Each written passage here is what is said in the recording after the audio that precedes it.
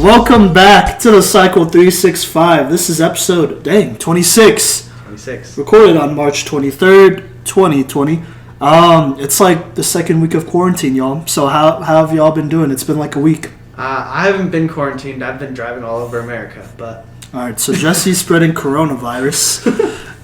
I'm glad to be back in Greeley. Never thought I'd say that, but yeah, I kind of got familied out over quarantine. I love my family dearly, but oof. Yeah, no, it's good. It's good that quarantine is happening, and now we can just all hang out and chill and Yeah. And Doom Eternal came out, so I'm doing great. Yeah. Honestly. There you go. Yeah. So this is actually my last time probably talking with y'all in person, at least for a minute, you know. I packed up all my stuff today, moved out of my dorm for the last time, said goodbye to the campus. And so it's a really sad day for me, at least. I'm in my feels, but we're going to still bring a great episode. There's a lot to talk about because free agency hit. We got to finish up our years in review so we could start that mock draft pretty soon here. So, yeah. All right, so we got the AFC South. We're going to start at the top, the Houston Texans. Let's start with the trade. Kodey. Who are you? What do you mean? You're Simon.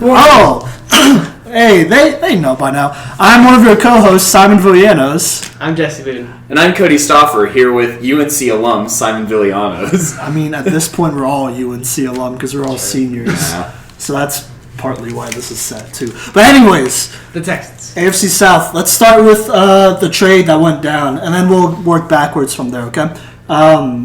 Kodey, you're like cringing right now. You go first. Bill O'Brien needs to be fired immediately. We've been talking about this. The Texans aren't going to go anywhere, and he put it on display by trading the best receiver in the NFL. In the NFL. Right now. Yeah. No for doubt. nothing. I was talking to somebody else about this. I don't even think David Johnson will be on the Texans roster by the end of the season. Probably not. By the end of the season? So he's going to play the season, but then not be on it. Or he might get cut before the season's over. I think he'll definitely play. I think he might be on IR. Yeah. Well, I don't think it's going to pan out. So I believe the trade was DeAndre Hopkins and a 4th-round pick to the Cardinals for David Johnson, a 2nd-round pick, and a 4th-round pick. So what you're saying So they just swapped 4th-round picks, and the Cardinals didn't even have to give up a 1st-round pick for DeAndre Hopkins. Yes. No. Which, considering the Odell Beckham trade that just happened in NFL history fairly recently, last year, that the Giants got 1st-round picks for Odell Beckham, but DeAndre Hopkins is much better. DeAndre Hopkins is much better than Odell Beckham. Yeah. So basically what you're saying is that the Cardinals robbed the Texans. Absolutely. All right. Yeah. I mean, what do you think about this, Jesse? Well, if I'm Arizona, I'm ecstatic.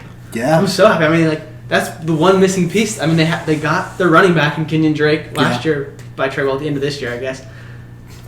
And then Larry Fitzgerald is still there. It's like, I never thought I'd live to see the day where Larry Fitzgerald and DeAndre Hopkins are on the same team. Like, that's terrifying. Like, obviously, Larry Fitzgerald is old, and he's probably not going to do as much as he has. But that's still two probably top 10 receivers of all time on the same team playing at the same time. I never thought I'd see Larry Fitzgerald as the 2nd best receiver on an Arizona Cardinals roster. You're right. Well, I mean, I think we all kind of... This next season, I think we all assumed they were going to draft a receiver, so I don't know. Maybe that would have been it, but not like this, at least. No, I don't know if they're going to draft a receiver They don't need a draft receiver Now anymore. they can address one of their other million needs that like they the have. offensive line. Yeah, which is... They haven't been... But we already active. talked about them. But yeah, let's stay in this division. So with the Texans, they did get David Johnson back. Or actually, let's talk about the season, right? So obviously they don't have DeAndre Hopkins anymore. But how would y'all grade this last season for the Houston Texans? We're talking about overall. I mean, they had a good regular season, but I'm still probably giving them like a C because they obviously I think just because of the fact that they gave away the lead they did to Kansas City in the playoffs. Yeah, that was winnable. It was an easily winnable game, and I personally think if they win that game, they'd make the Super Bowl. Like, I think they beat the Titans because they've already played the Titans however many times. Yeah, I agree. So I think they beat the Titans, and I think they're in the Super Bowl. I think I'm going to give the Texans a B-, C+ range just because they did make the playoffs. The AFC South was competitive this year. Yeah. Because, I mean, the Colts were in the mix until the end of the season. The Titans ended up being a wild card team. So the South sent 2 teams, and the Texans won the division. Yes. And they had some quality wins over the year. However, it's it's on par. That's why I say B-, because that means like average of a Texans team to go to the playoffs. They beat a Bills team that, Deshaun Watson beat the Bills by himself. And the carrying for Deshaun Watson is only going to get worse. Yeah. Now, with this trade. Yeah, agreed. Because Will Fuller's inconsistent. Well, he's just hurt all the time, too. So that's it's more inconsistent with his health than him. He also drops the ball sometimes. Literally drops the ball. Okay. Well, we'll talk about moving forward in just a second. Let's finish up the Texans review.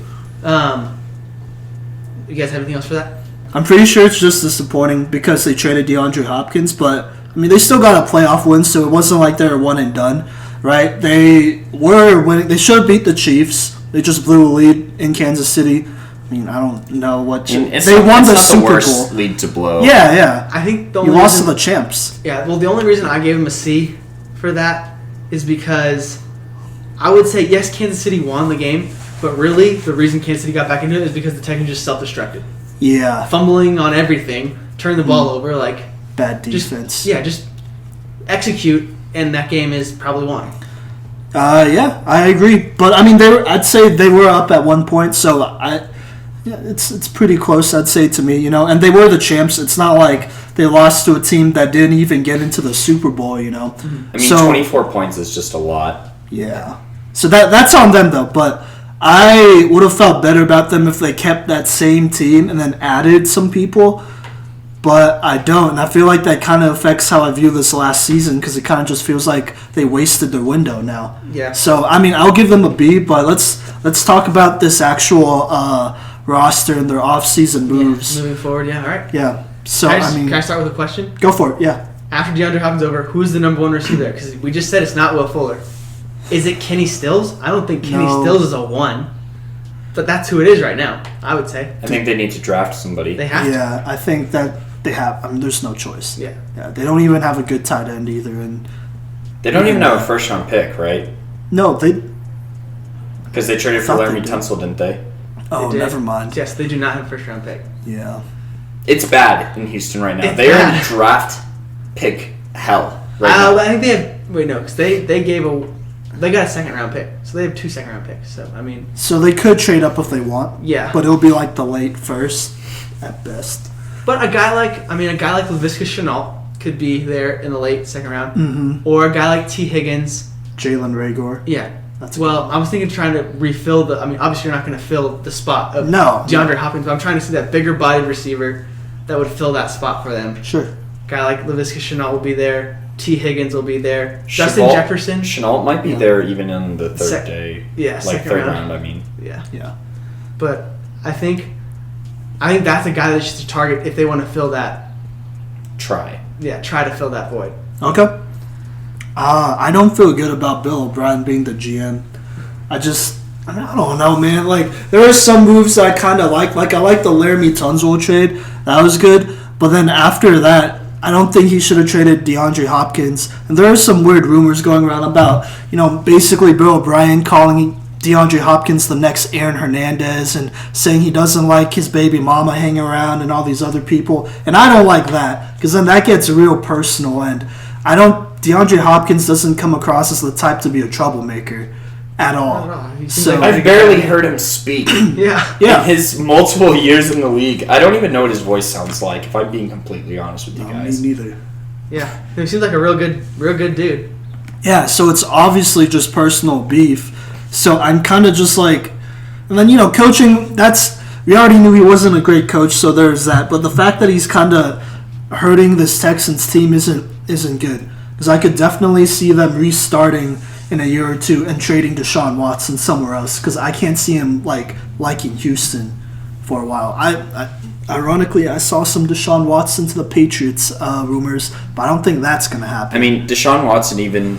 I feel like his frustration wasn't directly felt, but he did send a tweet that he doesn't know who's going to be on his team from one year to the next, and stability as a quarterback is so important, especially come contract negotiation time. How much is Deshaun Watson going to want to stay in Houston, and is he going to want to stay in Houston? No, he will not. He'll go somewhere else when he gets the opportunity. I'm thinking so too. Yeah, he is. I'm going to say free agent next year, so we'll see what happens.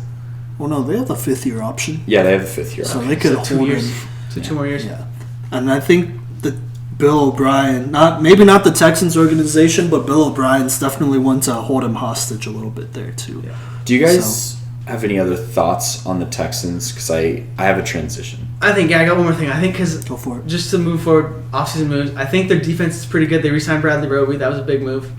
Still have True. J.J. Watt, obviously. I think most of their defense is still intact, which is good. They had a good defense. Their offensive line's ready. Quarterback is obviously good. We addressed the wide receiver, but I just want to address running back real fast because, like we said, they did get David Johnson returned, but I think we all can agree that he's not the long-term goal there. Like, he's not. Yeah, I don't think he's the guy. It depends how. It's all on his body at this point because he just hasn't been healthy. When he hasn't been healthy, he's played pretty well. Like, he had flashes this last season, but then he got transitioned out when he got hurt and, like, all this other stuff happened. So he's not super far off from being a really good player. I think it's just, can he hold up, Mm-hmm. Can he be consistent and whatnot? And if he isn't, I think he's good. I don't think he's a DeAndre Hopkins type, but, like, when he's healthy, he's a solid top 15 running back, I'd say. And then, not to mention, we'll just bring him into the fold for a second. They also have Duke Johnson still on the roster as well. So, yes. So you could take some carries off of Johnson, too. So, Johnson, dude. Yeah. But anyways, go ahead, Kodey. So, the Texans, I feel like, talking about the rest of the AFC South, they got worse, and every other team got better except for the Jaguars. Yeah, I don't know. The Jags are in rebuild mode again. I don't know. And they have so many question marks. They got rid of Nick Foles' contract by trading him to Chicago. Yep. So they have a bit more cap room. Sure. They traded away AJ Boye to the Broncos for like nothing. Yeah. They don't have Jalen Ramsey, but they have the first round pick from the Rams. It's true. Yeah. So they're in rebuild mode again. They have a new coach, I believe. Right? It's no longer Doug Marrone. No. I'm pretty sure it's still Doug I think it's Marrone. still him. Oh. Yeah. But anyways, while you look that up, we'll talk. Simon, you want to start this time? Wait, who are we talking about now? The Jacksonville Jaguars. Jaguars. Yeah, Right. yeah. Who, what would you give their past season here? Probably an F. I thought they could have done way better. I don't know. Nick Foles did get hurt. He broke his collarbone. Yeah, but Gardner Minshew stepped in. I think it was a mistake to throw Nick Foles back out there when everyone kind of bought into Minshew mania. Yeah. So I didn't really like that. And then the whole Jalen Ramsey thing I felt like was mishandled. And sure, they still got, they didn't get robbed by anybody. That's a fact. They got what they needed to get out of Jalen Ramsey. But I think they could have kept him and kept that good defense. And I honestly thought they had a solid defense. It's just, I don't know, maybe if it was coaching or motivation or it felt like it was something mental in Jacksonville. And then the offense wasn't bad. Leonard Fournette had a really good bounce-back year, in my opinion, even though he still missed 5 games. He still put up better stats than he did the last 2 years, which is interesting. So I'm looking for him to, keep it going. I think he's still a pretty good running back for them, and he could do a lot for them moving forward. And, yeah, I don't know. I'd give them an F. I felt like they could have done way better. And this AFC South division looked weak at times throughout the year. And I thought they could have taken advantage of more opportunities. What's your grade for Jacksonville? I'm not going to go as harsh because I still think they did some decent things this year. They were 6-10, by the way. Yeah. Yeah. So I'm going to give them a C. Oh, okay. A C mainly because I do think they did what they needed to do, getting rid of Jalen Ramsey and AJ Bouye. Yeah. To be competitive in the next few years. They have a quarterback in Gardner Minshew. I think he's the one that needs to start there. Yes. They have a running back, and they have a good receiving core. So, they have everything on offense they need. Their defense is still pretty good. I think they need to bring in, we'll get into it in a second, I think they need to bring another defensive lineman because they did trade away Calais Campbell to the Ravens. So they need to bring in another defensive lineman, which I think they can address in the draft because they do have the 9th pick. Well, they also have Tavon Bryan in the wings, don't they? They do. Yep. And he had a solid season, I thought, when he had playing time. And he's going to have way more now. Yeah, so I do think that I'm going to give them a C because while they did, I would say, we talk about overwhelming, underwhelming. I think they underwhelmed, obviously, for all of us with what they had. But I think that they are in a spot, out of all these rebuilding teams we've talked about over the last couple weeks or last couple episodes, I think they're in the best spot right now as a rebuilding team to be competitive sooner rather than later. Sure, I could see it happening. I mean, it depends on how Gardner Minshew develops, because he's an interesting guy to me. Like, I felt like he had a pretty exciting year. Like, if you look back at just his highlights, like, he looks, like, amazing. And then if you watch the whole game, you will see, like, he had its ups and downs. And part of it was because the Jags' offensive line wasn't really doing him any favors anyways. So, like, there would be times where he'd be way more paranoid than he needed to be. Or, you know, maybe the clock just didn't go off in his head in time or whatever, and he'd hold on to the ball for too long. So, I like them. You know, they have a quarterback. I think they have a good running back in Leonard Fournette, who's slowly, like living up to the hype, you know, like slowly but quietly doing that. They have solid receivers. DJ Chark had a really good year. Defense, you know, they don't have a secondary, but they still have a pretty solid front seven. Mm-hmm. So I don't know. I kind of like him. Minshew had 21 touchdowns to 6 picks. Yeah. No, he's getting that. I would give him the benefit of the doubt. He is a rookie. I think he's obviously there are a few rookies that played this year, but I think he was probably one of the better rookies. Like, he didn't win Rookie of the Year. Obviously, we know Kyler Murray won that, and Kyler Murray is going to have a much better career than Obviously. Gardner Minshew. At this point with DeAndre Hopkins, yeah. But I'm going to say, it's like Gardner Minshew, I'm going to give him the pass on the stuff like you said, like mental clock not going off and stuff like that. Like, he still is a rookie, very young. Like, he wasn't supposed to start. He was just thrown in the fire, and he did pretty well for that, I think. And it wasn't like he was the best rookie quarterback or, like, a highly touted guy, too, out of college. He was kind of just there, like, you know, like I think most people expected him to be a pretty good backup, and maybe that's all he is, a pretty good backup to an average starter. But I think the Jaguars can win with a guy like Minshew, you know, because he's a really good leader too, so that shouldn't be discredited at all. And they just got to build that team around him. They got to rebuild this defense because they don't really have a secondary anymore. That was destroyed. I think their offense will be fine if they could continue to build that offensive line. And, we'll see. And then I don't really have too many concerns about management or coaching, if I'm being honest. Right. What is your grade? I'm going to give them a D+, just like what they need to do in the offseason by building up the defense, like Simon said. Yeah. And, you know, we talked about all the trades that they did. They didn't, outside of Jalen Ramsey, they don't have a lot of draft capital for the talent that they had. Like before, a lot of it was salary dumps, I feel like. Yeah. So they're reloading for the draft this year and then for free agency next year probably, where we'll see a resurgence in kind of like the Jaguars offseason we saw a few years ago where they were just signing big defensive name after big defensive name. Yes. And isn't Jadeveon Clowney still available right now? Yes, he is. So with all this cap room that they just opened up, I could see the Jaguars picking up a guy like Jadeveon Clowney, which would be a great move for them. Yeah. I do have some concerns about the coaching staff. Doug Marrone has, never been a super successful coach. No. And I don't think he's the answer. With as much talent as this team had, they definitely underwhelmed entirely. He was losing players. His coaching staff upset Jalen Ramsey, and Jalen Ramsey could have been a Jaguar for life, honestly. Yeah, he should have been, let's be honest. He should have been a Jaguar for life.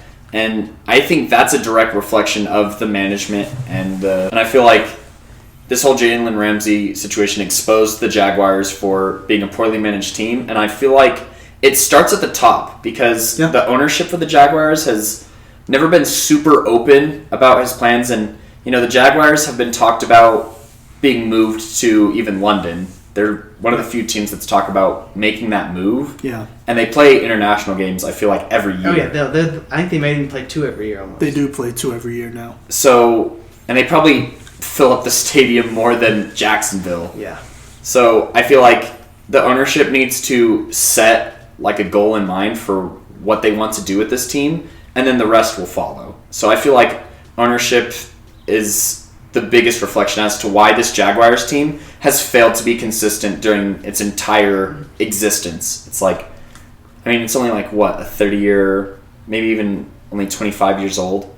So yeah, it's young. Yeah. It's a young team as far as in NFL history. Oh yeah. And I feel like they need to find an identity, and that starts at the top. But talent-wise, they're pretty good on offense. Oh yeah. I agree. They did get rid of Tom Coughlin, who I heard was being more of a problem than helping them out. He'd do weird things, set all the clocks in the facilities for 10 minutes, or something like that to make sure everyone was 10 minutes early to everything. And he'd like fine players for not going to like voluntary like practices and whatnot. It was kind of a mess, and nobody really liked him. He kind of just had some big boomer energy that nobody liked. And I'm just being honest. Like, these players are all pretty young. They're all under the age of, I'm pretty sure, 28, 29. This is a really young team. So it's not like they're going to be like, oh yeah, we're going to come to, we're going to have a mini heart attack every time we show up to the facility because all the clocks are 10 minutes forward, and maybe he might fine us for not being there on time. And so all that's gone, So it'll be interesting to see how this, honestly, just work environment is for this Jaguars team, because I think it's a little bit more chilled out. Like, there's not this, like, looming threat of Tom Coughlin potentially, like, throwing you out or getting mad at you and taking it from your salary and threatening you, like, none of that. So I think it'll be a much more positive environment. And, yeah, I don't know. I think I agree that the Jaguars need to find an identity, and I'll just be real. I don't know if that identity is in Jacksonville right now. Okay. I think it might help them to move to London.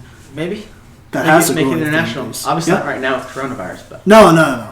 Well, eventually, because Yeah. he did buy Wembley's, right? He bought Wembley Stadium. yeah. He upped it to 2 games a year. So, like, and this was a couple years ago where it happened. So, like, London fans are pretty much used to seeing the Jacksonville Jaguars there play whatever other scrub team shows up, and to my knowledge, it'll be interesting. This is probably a stat we should look up, but I'm pretty sure the Jaguars have won most of the games they've played in London. Maybe. And so that could go a long All right. way.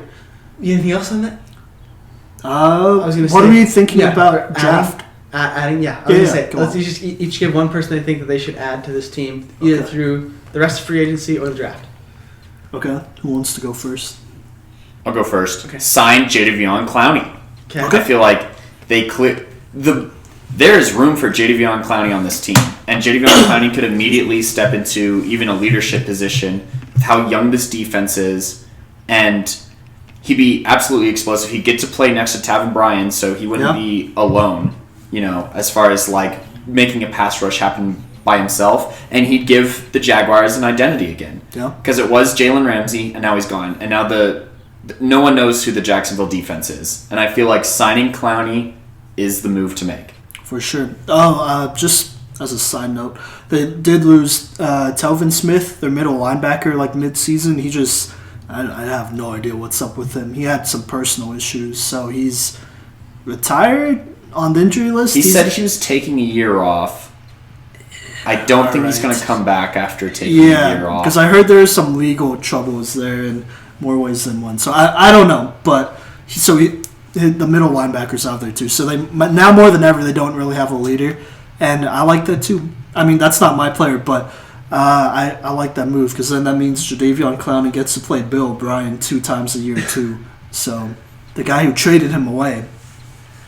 Yeah. Do you want to go? Yeah, go for All it. right. I'm going to say another defensive lineman, but I'm going to go with someone other than Jadeveon Clowney because I think just looking at the other side of what Kodey said, I think Jadeveon Clowney might be too expensive for them right now. Yeah. And he may not be the best fit with Ngakwe. They franchised him. I don't know. We'll see. So I'm going to go with a guy who could be the identity of this team, who's much younger and coming out of the draft. I'm going to go with Derek Brown. Ooh, I think the I love defensive that. tackle from Auburn, Derek Brown, would fit in that defense really well, and I think he could bring that identity because coming from Auburn, no one knew about him, and then all of a sudden he just destroyed everybody this last year. Yeah. And everyone knows who he is, and so like he could be that guy that brings the identity. So I'm going to go Derek Brown. Okay. I actually like that. I'll go with somebody in the draft too. Kind of a lesser known player, but if you follow college football, you know who he is. Antoine Winfield Jr. I love this player personally. I really hope the Steelers draft him. I don't know if they will, but he's somebody who's been rising. He had a really good combine or pro day. I don't know whichever one he did, but he definitely ran a 4.4 though. He's a little smaller, but he reminds me a lot of Tyrann Mathieu in a lot of ways. He gave Minnesota an identity, which was a college team that was like, they're not really known for football, but this last year they had a resurgence, and it was partly because of him. He had like almost 8 interceptions, and he was just a monster all over the field. I mean, he's a smaller guy, but he'd still stop the run. He played really good coverage too, whether it was zone or man. And I think this is somebody. I don't want them to take him with the first round pick because they could get somebody else. But I think this is somebody that they could definitely take in the second to mid round picks that they have. And they'll get a good one back there, to anchor that secondary, which isn't really working with a lot right now. But I think Antoine Winfield Jr. is someone who's very underrated. First off, he's talented, so there you go. The only thing is he played for Minnesota. That's why nobody really knows about him outside of his name, obviously, because he's the son of former Pro Bowler Antoine Winfield. And that's the name Antoine Winfield Jr. Yeah, and and I think he's how should I say this? He's helped form identities with teams that haven't had one before.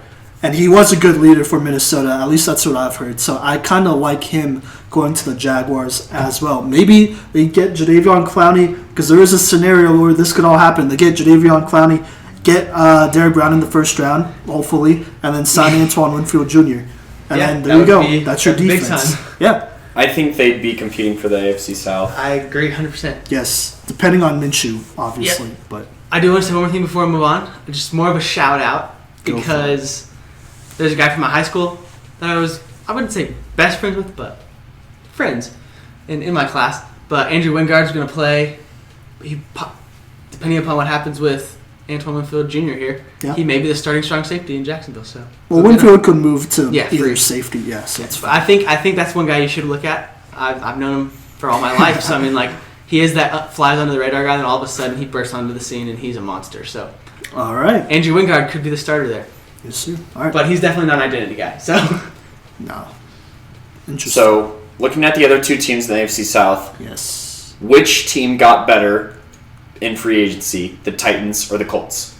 And then we'll talk about whichever team didn't get better. I personally think the Colts got better, and the Titans just stayed the same way they were. They just re-signed their players, basically. I mean, keeping players is free agency moves too. Well, yeah, but I'm just saying, if we're talking about getting better by adding different people, I think the Colts did, and I think the Titans got better too, but just by retaining the players they had. Yeah, I think let's talk about the Colts because there's some big news with that. Let's start with this last season. I mean, we all know what happened. Andrew Luck retired in the preseason. That was a shock. That was bad. I hope we all hope him the best, right? He has a really gruesome injury history if you look through it. And he hasn't really played in the NFL for a while, so kind of saw that coming, kind of didn't, And Jacoby Brissett took over. So what do we think about Jacoby Brissett? This last season and then the whole Colts season in general. I feel like Jacoby Brissett showed that he's a slightly below league average starter, if not average. Sure. And definitely a great backup. He just doesn't have the arm to stretch the field. And I feel like that's what was missing from this Colts attack. Yeah. It had some of the same problems, but I feel like the defense, for the first time in my lifetime, was kind of where the Colts got their wins from a lot of the time. Yeah. But Jacoby played good. I think that the move for Phillip Rivers makes them a contender, though. And because they also, like you just said, they built on that. You said that defense was good this year. They built on it by getting DeForest Buckner. So, I personally think the AFC South is going to be really fun to watch this next year. It's going to be very competitive. For sure. But anyways. No, I agree. Yeah, I think Jacoby Brissett has the arm power. I just don't think he's very accurate, which is, I don't know. There's not a lot you could do about that. You could tweak your mechanics all you want, but if you're just not accurate, you're not accurate. So that's just how it is sometimes. And I think he's an average starter, There was definitely a moment in the season where we all kind of saw the Colts go into the playoffs. And the last half, they kind of just fizzled out. And, I don't know. I think the Colts are in a good spot. Or they were. I wouldn't call this last season a disappointment. This is about where I expected them to be. I think it's an average season. I was going to rate them at a B. Yeah, I'll give them a B. I'll give them a B as well. Yeah, because you can't do much about Andrew Luck leaving. I feel like they even exceeded expectations for what I had. Yeah, they were competing, and Frank Reich, you say it like that? Yeah. I think he proved that he's a good coach by being able to adapt Mm-hmm. on the fly. Yeah, that's great to think about. I'm sure we talked about it in a previous podcast, but like the Colts, for the hand they were dealt of getting blindsided by your franchise quarterback leaving a week before the season starts, like, Yeah. what are you gonna do with that? Like, I think for what they did with that, They're going to win They did great. 7 or 8 games. yeah, I think they did great with having Jacoby Brissett there, and I just think, yeah, like that's just not a fair place to put your team in. I mean, like I said, we probably talked about that earlier. Yeah. But like it's just not a fair thing. But I think they did do well for what they were dealt.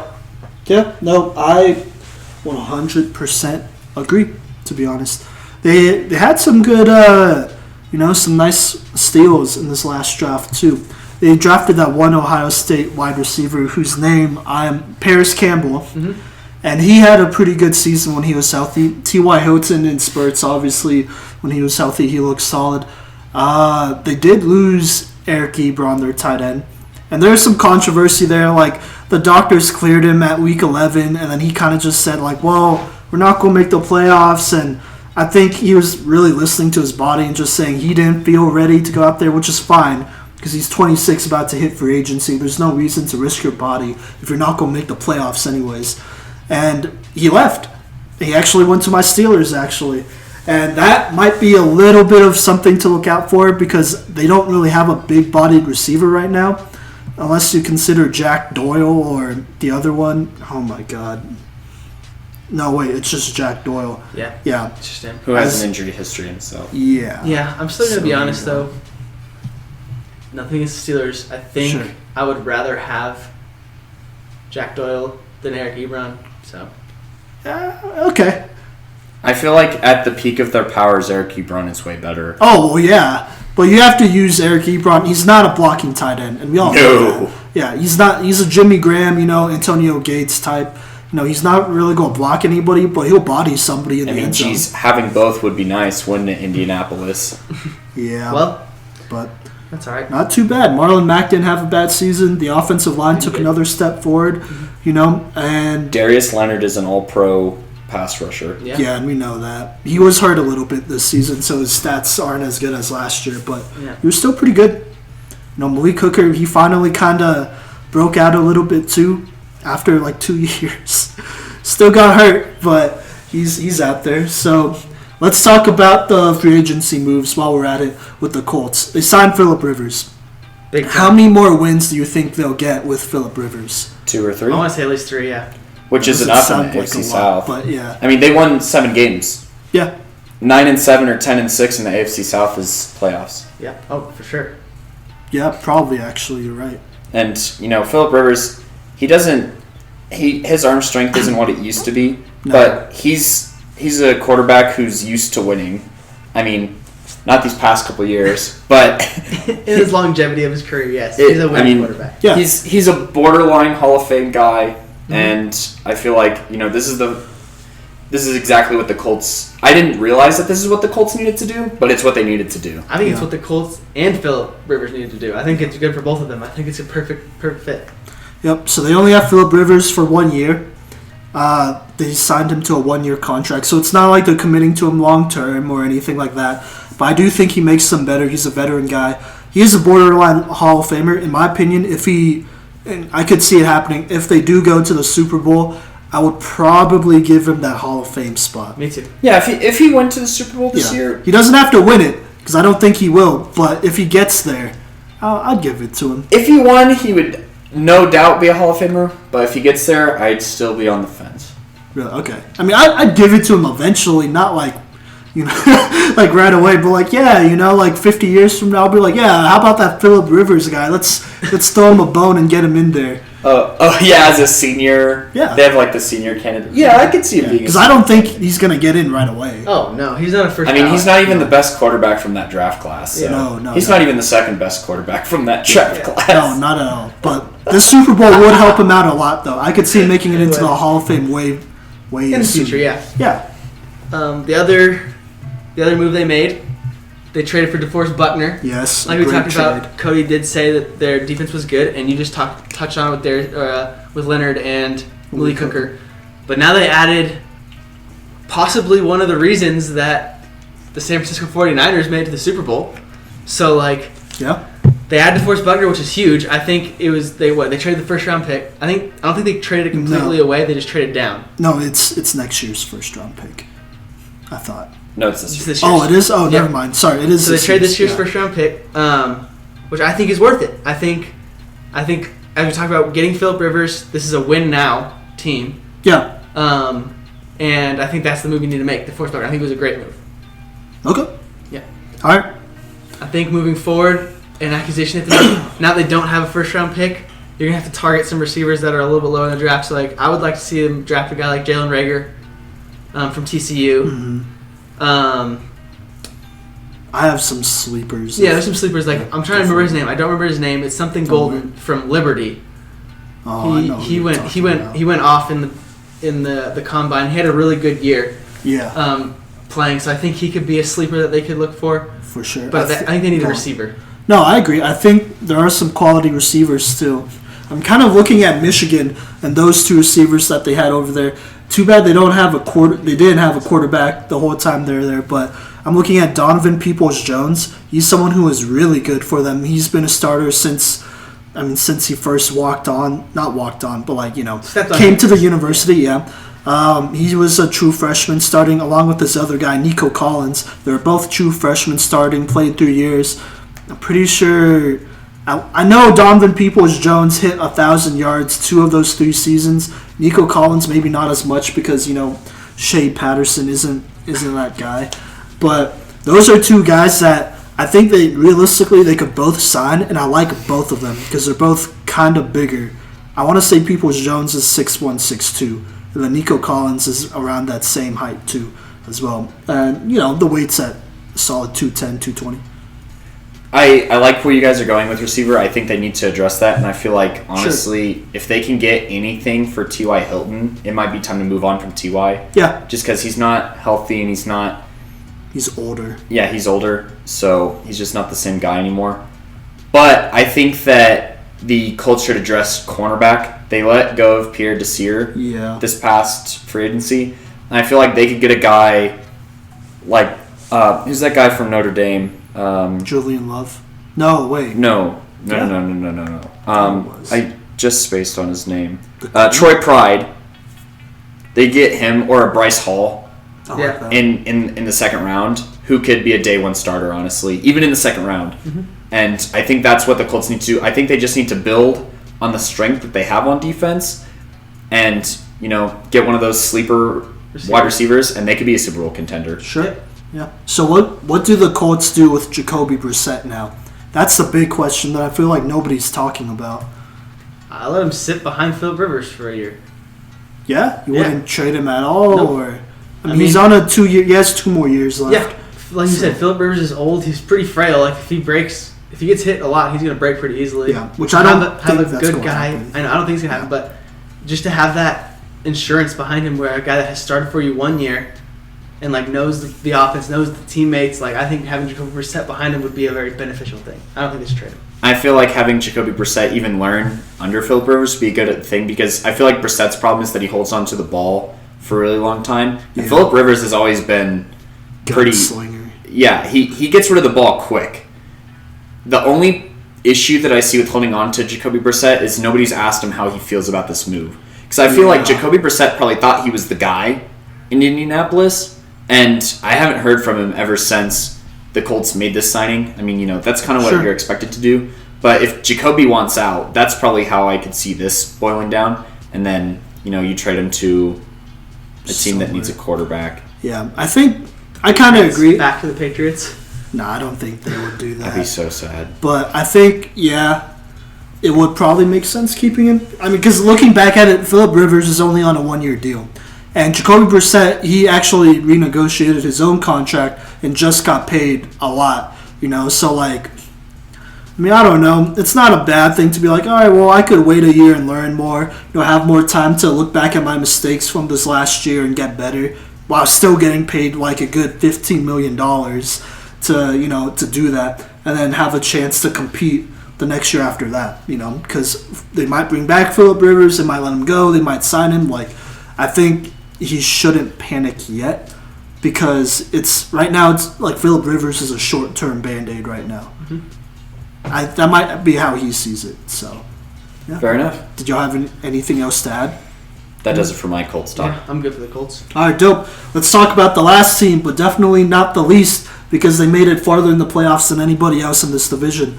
The Tennessee Titans. Let's talk about the season they had. So they benched Marcus Mariota, whatever. They benched him, and I'll be honest, I feel like Marcus Mariota could have done a lot of what Tannehill did because if you look back at Mariota's development and how he plays, he always starts the season really slow. There hasn't been a season where he kind of like just was really hot right at the beginning. He just starts it slow. You know, a couple years ago when they beat the Kansas City Chiefs in that crazy wild card game in Kansas City where Mariota threw that touchdown to himself. He took a while to get going in that season, but near the end there he was going. And so I feel like, and it wasn't like he played bad defenses. He played the Broncos defense, he played the Bills defense, and then he played the Texans defense. So like you can't really expect, and then he beat the Browns. And so you can't really expect him to like be lights out or crazy good if, you know, the people around him aren't going to outplay the defense, opposing. But he did get benched. Ryan Tannehill comes in.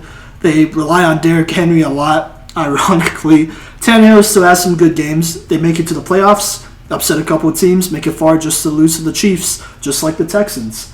So how would we grade the Tennessee Titans regular season? A. Yeah, I'm going to give them. They overachieved for sure. Okay. As a Broncos fan, I'm going to say you're welcome to the Tennessee Titans because they wouldn't have made it to the AFC Championship if we didn't absolutely obliterate Mariota for an entire game. Yep. Tannehill still came in that game, but it wasn't like he was about to win it. That was the turning of the page, though. Yeah. For this Tennessee team. That's right. They gave us some collateral back. They gave us Jarrell Casey, so they realized it. Yep. So it's definitely a salary cap move too. Well, yeah. But they got Vic Beasley, so I feel like they're doing just fine. Yeah, Okay. Yeah. All right. So A, you two, Jesse. Yeah, I said A. I think they overperform. I mean, if you are a team that's not projected to do anything throughout the year and then make it to the AFC Championship, I think you did pretty good. And they competed a lot better than the Texans did. Yeah. Yeah, I'd say so. They had a pretty good defense.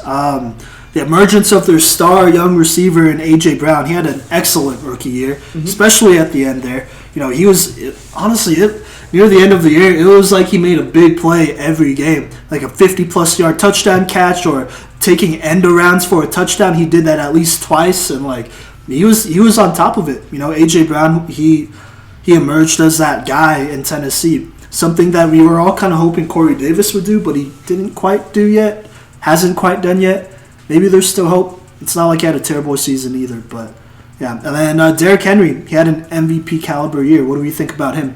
I mean, they franchise tagged him. That's what you should do. I mean, Derrick Henry, he was the identity of the Titans, and we saw that's how the Chiefs beat the Titans. They didn't beat him bad, but Derrick Henry was held to like less than 4 yards per carry through that game, which is amazing for a team to do that to Derrick Henry. And we saw other teams try and fail. Yeah. So, Derrick Henry was definitely the most impressive player, but I feel like Tannehill could have like a renaissance kind of turnaround in his career. Oh. Kodey just saw the LA Rams new logo. It's so bad. I don't know. Anyways, I agree. Did you have anything else to add on to? No, like I said, that's it. I think they did good. Adoree Jackson, had a solid season. Had a great year. Yeah. Logan Ryan. Well, he's not on the team anymore. Oh, well, reflecting. Oh yeah. Logan Ryan ended Tom Brady's tenure in New England. Yeah, that was crazy. We'll get to Logan Ryan in a little bit, but yeah, you're right. That was crazy.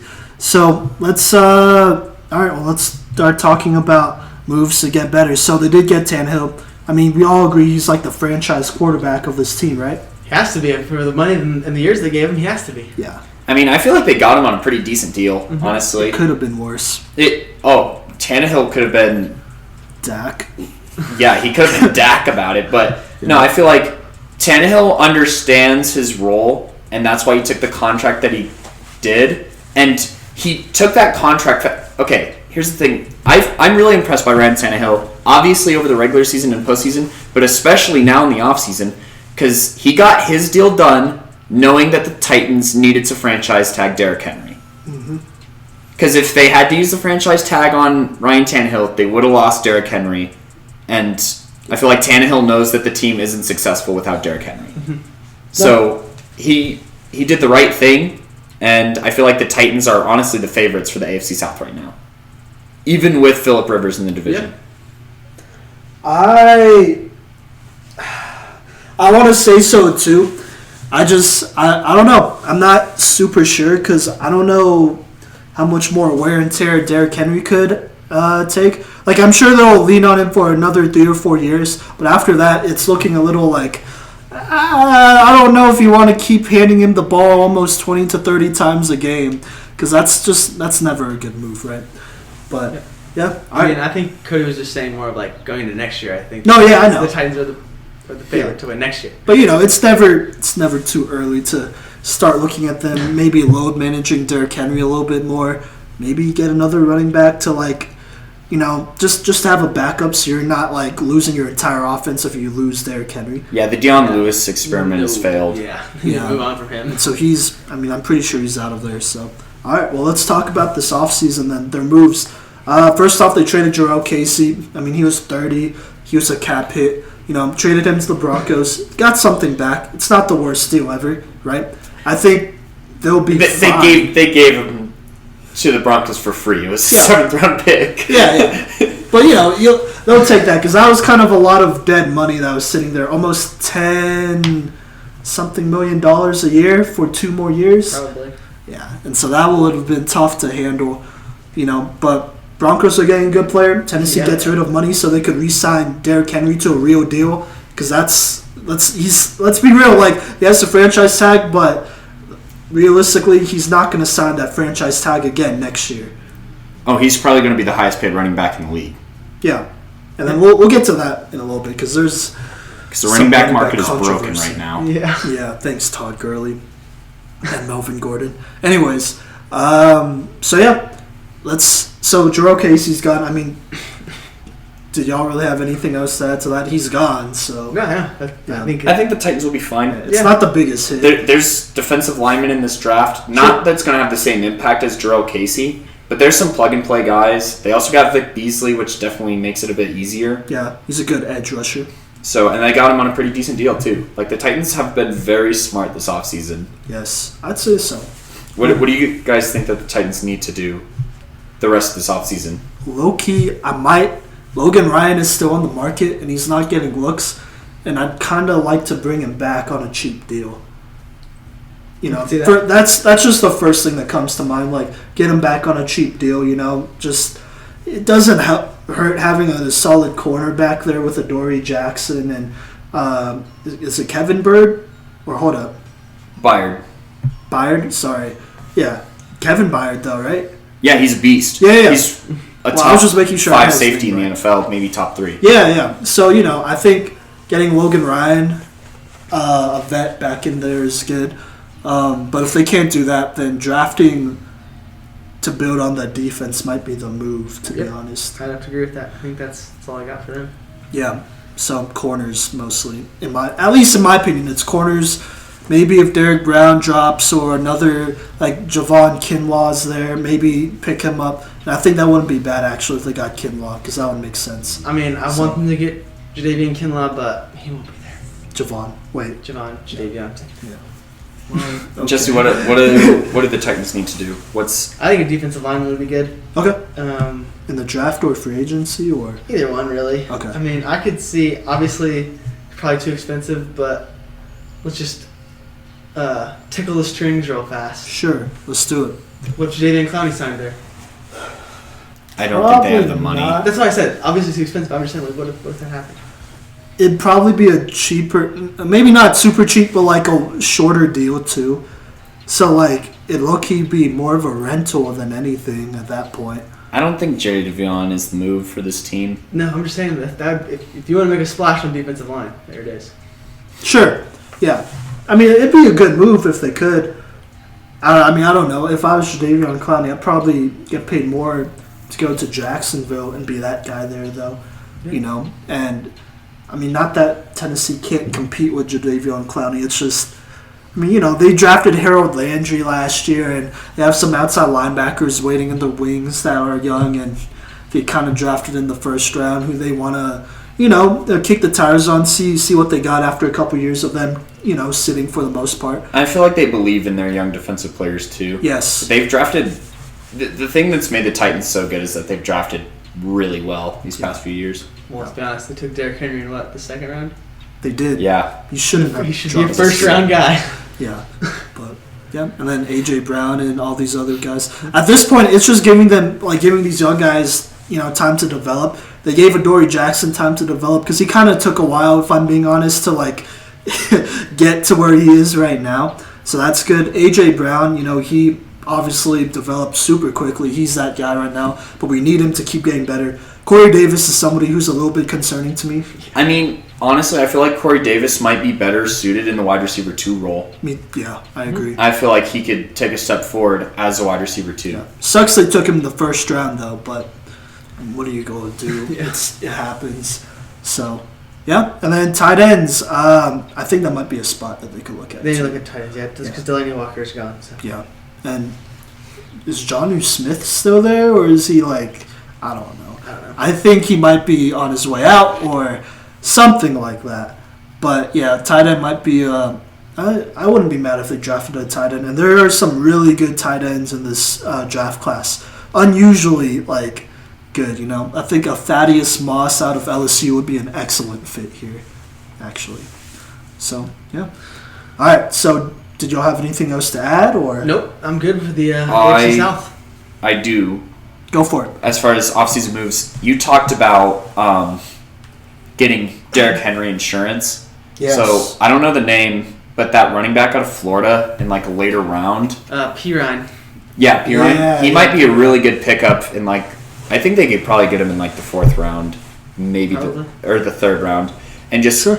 a guy that, you know, could take a little bit of weight off of Derrick Henry's shoulders, who could run the same plays that they do with Derrick Henry to not change the offense. I think that the Titans should also sign a guy like Matt Moore or a backup quarterback as Tannehill insurance, another guy that can hand the ball off and do play action passes. Yeah. Yeah, no, I agree. So I think they just need to address depth.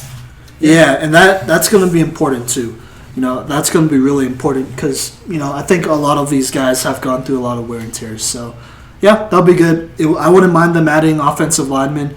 Adding on to the running back, if we're going to talk about that, or adding on to that running back group, I think adding an A.J. Dillon from Boston College would be great too. He's kind of the same type of guy as Derrick Henry. Not as tall, but still 240 pounds. So, yeah. Boy. Yeah. He's a big one. Yeah, and he moves pretty fast too. So, yeah. But, all right, so let's predict this next year. Obviously, free agency happened, but we'll get to that in the next segment or whatever later in this podcast. So let's predict. Who is going to be the divisional winner? Titans are going to win the AFC South. Yep. The Colts are going to make the wild card. The Texans are going to miss the playoffs, and the Jags are, you know, they're rebuilding. The Jags. Yeah. They're the Jags. I agree. I don't think the Texans are going to make it. No. It might be a little bit. They might go 8-8 at best, but If they make the playoffs, it's because Deshaun Watson is the MVP of the NFL. There you go. yeah, That's exactly right. it would take a lot for that to happen, though. He's going to have to put up 35 points a week. So good luck, Deshaun. Sure. Get out of there. Get out of Houston. I'm gonna agree. I think Tennessee goes first. The Colts are second and make the playoffs. Houston, Jackson. Okay, great. So we're all agreeing. This is like the second podcast in a row we've agreed on standings. But I think this division was pretty obvious, though. So. Yeah. The next one, NFC Next South, one is is going to be a mess. Yes. One of the most exciting divisions, especially with free agency. We're going to talk about what happened before that, though. So, Okay, we'll Up try next. to contain our excitement. the NFC South.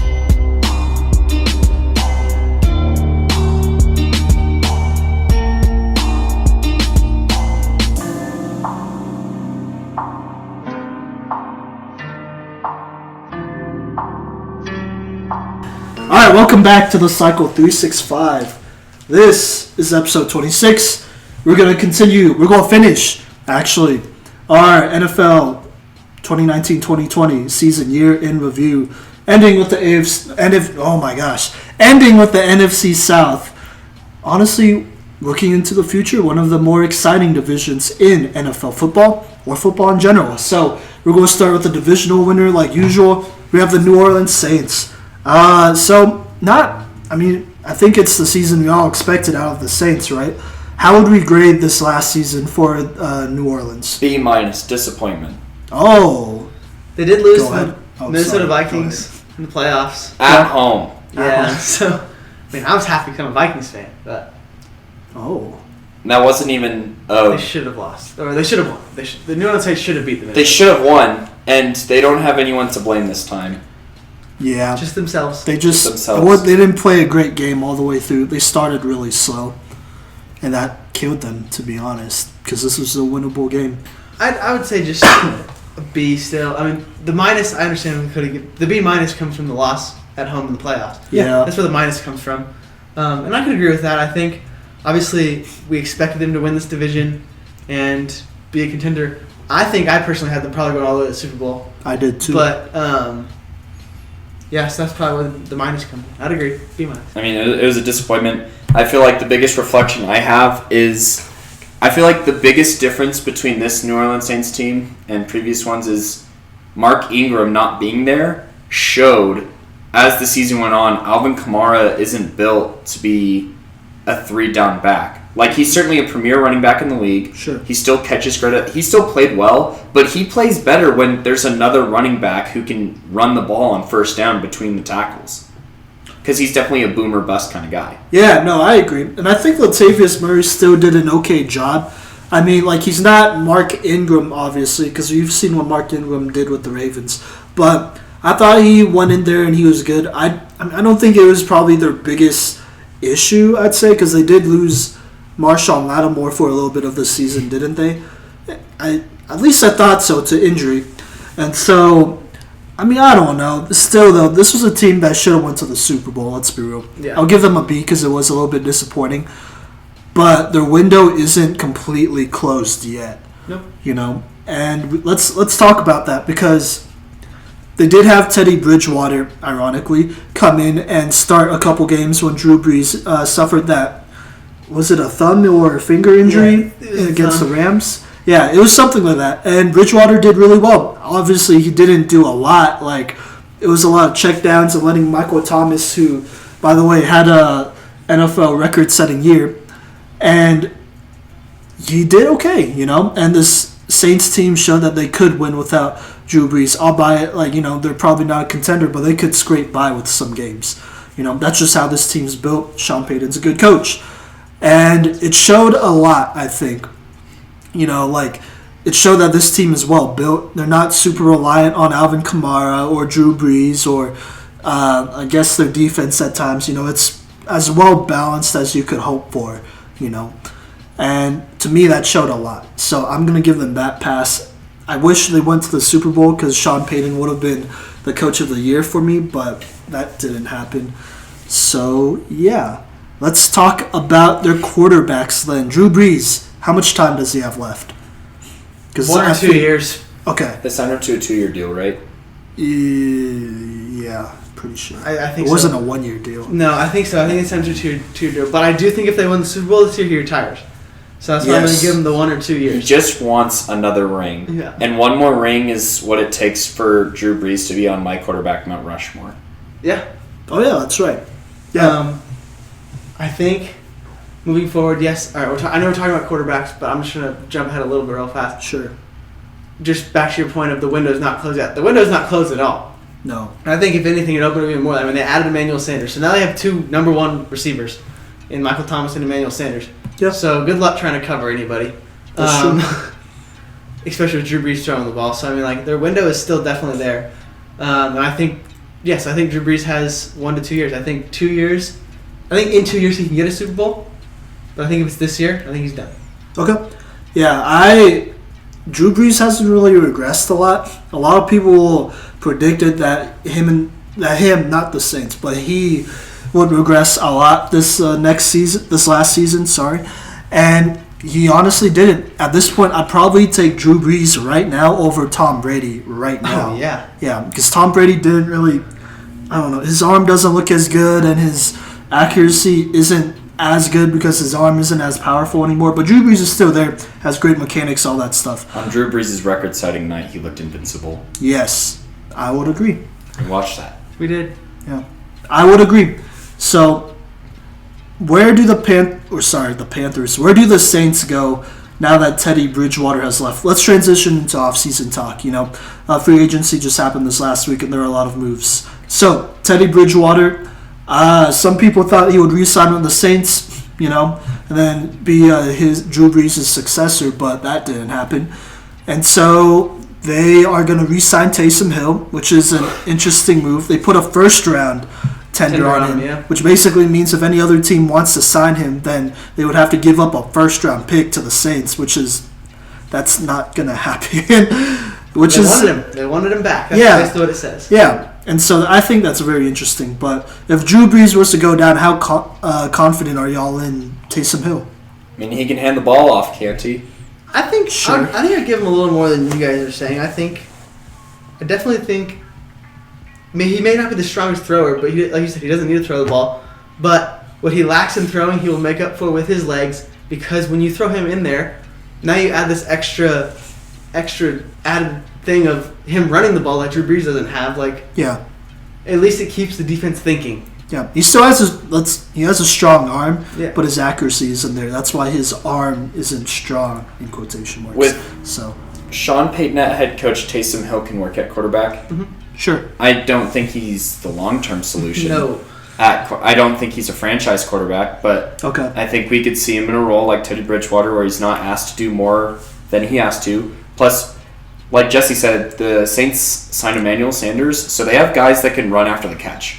So Yeah. you could get away with hitch routes, slant routes, screens to Michael Thomas and Emmanuel Sanders, or Kamara with swing routes and screen routes and be just fine. Plus, they still have Jared Cook at tight end. Mm-hmm. So you have a bunch of guys that can, catch the ball and be okay with it. yeah, I agree. I think keeping Tyson Hill was the right move at quarterback for the Saints. Okay, I don't know how much I trust Teddy Bridgewater just because of his health history, but I like Taysom Hill. Not that his health history looks any better. If you look at his college health history, it's terrible. But so far in the pros, it's been good. Granted, he hasn't been used as much as, normal football players. Quarterbacks, yeah. Yeah, just in general. But I wouldn't hate it. I think he could probably do the same thing Teddy Bridgewater did. I'd agree. In that span of games that he played in while Drew Brees was out. Mm-hmm. So, yeah. Yeah, Taysom Hill could beat the Cowboys. Yeah. Sure, yeah. Didn't he beat the Rams too? Teddy Bridgewater, I mean. I don't think they... No, just kidding. No, they didn't win that game. That was when Drew Brees... Okay, yeah. They almost beat the Seahawks, though. I'm sorry, that was the game I was thinking of, but they didn't. Anyways, all right, so that's interesting. Let's talk about Emmanuel Sanders then. Left the 49ers for the New Orleans Saints. He signed a 2-year contract, I'm pretty sure. So it's kind of set to expire the same time Brees' contract expires. What do we think about the move? We talked about it a little bit, but let's dive into it. I did hear he turned down a much bigger offer from a team that was not a contender. They did not disclose who it was. Yeah. But he turned down a much bigger offer to go and play for the Saints as a contending team. So that's diving into it more. I mean, I think if you want to win a Super Bowl, this is the place to go. So. Yep. Emmanuel Sanders has a quarterback that won't overthrow him with the game on the line now. Yep. That is true. Probably not, unless Taysom Hill's in there. But, yeah, you're right. I like it. I think Emmanuel Sanders is that guy who could run more of those short to intermediate routes, and then you could push Michael Thomas to go deeper, which he can. Go deeper as in 15 to 20-yard routes. Bigger plays, right? You don't want to limit yourself with all this dink and dunk stuff. They're going to feed off of each other, I think, similar to the way that Emmanuel and Demaryius Thomas fed off of each other in Denver a few years ago. I agree. I think it's a great pairing. I really do. Oh, yeah. And Sanders, he had a really good bounce-back year, and I'm expecting a better year this year. Maybe not a whole ton better, but still better. and he's going to be a valuable part of the Saints offense, I feel. All right. I agree. Biggest concern is cornerback behind Marshawn Lattimore. Yeah. Because Eli Apple wasn't the answer, and Janoris Jenkins isn't the answer either. Yeah. Both of those guys are gone, Yeah. by the way. So. I mean, yeah, because Eli Apple was trash, and Janoris Jenkins is So trash. also trash. I'm going to be honest, I just think the whole defensive secondary needs to be addressed outside of Marshawn Lattimore. Because I know Von Bell is also gone. I was about to say that, yeah. So I think they need to just readdress the defensive backfield. I'm just going to say defense in general. Like, I think they need to, they still have Cam Jordan, obviously, so that's great. Yeah. But just, I think if they add any piece in the first round on defense, I think it helps them. I think a Kenneth Murray, a I'd love linebacker, that. would be a great move. Or that safety out of LSU. I don't know why I'm blanking. Grant on his Delpit? name. Delpit, keeping some Louisiana talent in state would be phenomenal for this defense. The Saints have a first-round pick, Yeah, they right? do. Yeah. I think they could. There's definitely a scenario. This is my dream scenario, where they take Grant Delpit in the first round, and then they take the other LSU corner Christian Fulton in the second, because his draft stock's not doing great right now. You get But both, yeah. yeah, and I think that'd be great. You keep both those guys in Louisiana. The crowd would love it. They'd go wild for all that. And they're both really good players. Christian Fulton doesn't have to be a number one guy. He could sit behind Marshawn Lattimore. Which is perfect for him. Yeah, and then Grant Delpit, he's a very underrated guy, I feel. I think he's just been falling because other guys' stocks have been rising. So it's not like his stock is actually falling. So Well, I feel like a lot of analysts have been pointing out like the bad plays that Grant Delpit had, and Yeah. that's been playing more than his highlights. Like at least from what I've seen, and just like I feel like a lot of people forget just how explosive Delpit is when he does get the ball in his hands. Yeah. And his ability to close distance is pretty good. it's NFL level. So. Yeah, I'm still going to say, if I'm a GM, I'm not worried about Grant Delpit. If he's there on the board for the Saints, I'm taking it. Yeah, and Delpit's getting beat by guys in the SEC, so these are really good, pro style football players. Jerry Jeudy. Yeah, it's not a bad thing to get burnt by Henry Ruggs and Jerry Jeudy, because everyone else definitely is too. So it's what else could you do? Those are two first round wide receivers on the same team. Both those wide receivers on the same team. With a first round quarterback. Yeah, they're going to both be in the top 15 draft picks. Yeah. They're two top, and I think moving forward, two of the top NFL receivers in history. Oh, yeah. And when it came down to it, Grant Delpit still played really good in the playoffs. Weathers versus, CeeDee Lamb. Yeah, that mine was CeeDee Lamb. And then that whole, Oklahoma offense in general. It was a good offense. And then Jalen Hurts, obviously, he was in there. And then after that going on and then playing against, the likes of T. Higgins, Trevor Lawrence, that whole group. So he's been tested. And not like the regular season wasn't he's been tested over and over again, and you can't expect a kid to be perfect like that, but I think he would be perfect with the Saints, and a lot of people are projecting him to go there. Yep. So Be a great pick.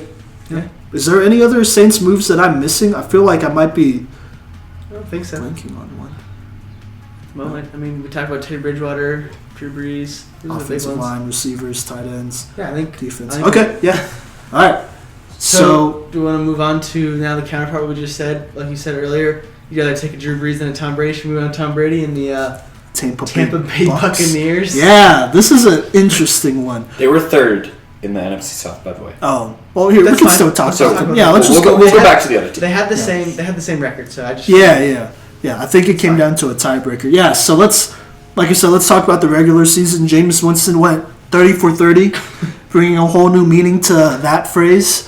Of course, that means 30 touchdowns and 30 interceptions. That doesn't count all his fumbles he lost too, because he lost a lot. So let's not act like he's a good quarterback. But Bruce Arians, in his first season with the Bucs, didn't do as bad as I thought they would. I guess they did about as good as I thought they would, to be honest. Yeah. So they have a solid defense. yeah, their defense played and way better. And they brought most of their guys back, so I think the defense will be fine. Yes, But I agree. yeah, So, I think I'm gonna say go on. we give a B to the Tampa Bay Buccaneers. I'll give him a. You go on. Sorry. B minus because Jameis Winston gets the minus. Yeah. So, I don't. I don't want to give them the same grade as the Saints because they definitely didn't do that. I'll give them a C. Okay. Yeah.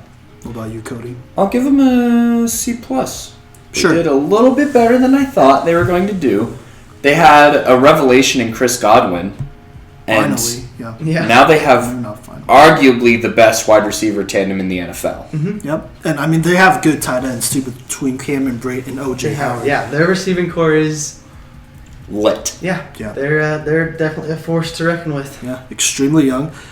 Those two receivers, let's talk about those two receivers. So Mike Evans, we know what to expect from him. He's an all-pro, Pro Bowler, all that stuff. Chris Godwin, this was a breakout year in his second year. I want to say it really started in that LA Rams game where he just went ballistic in that first half. The week after I traded him in fantasy, just Yeah. one out there.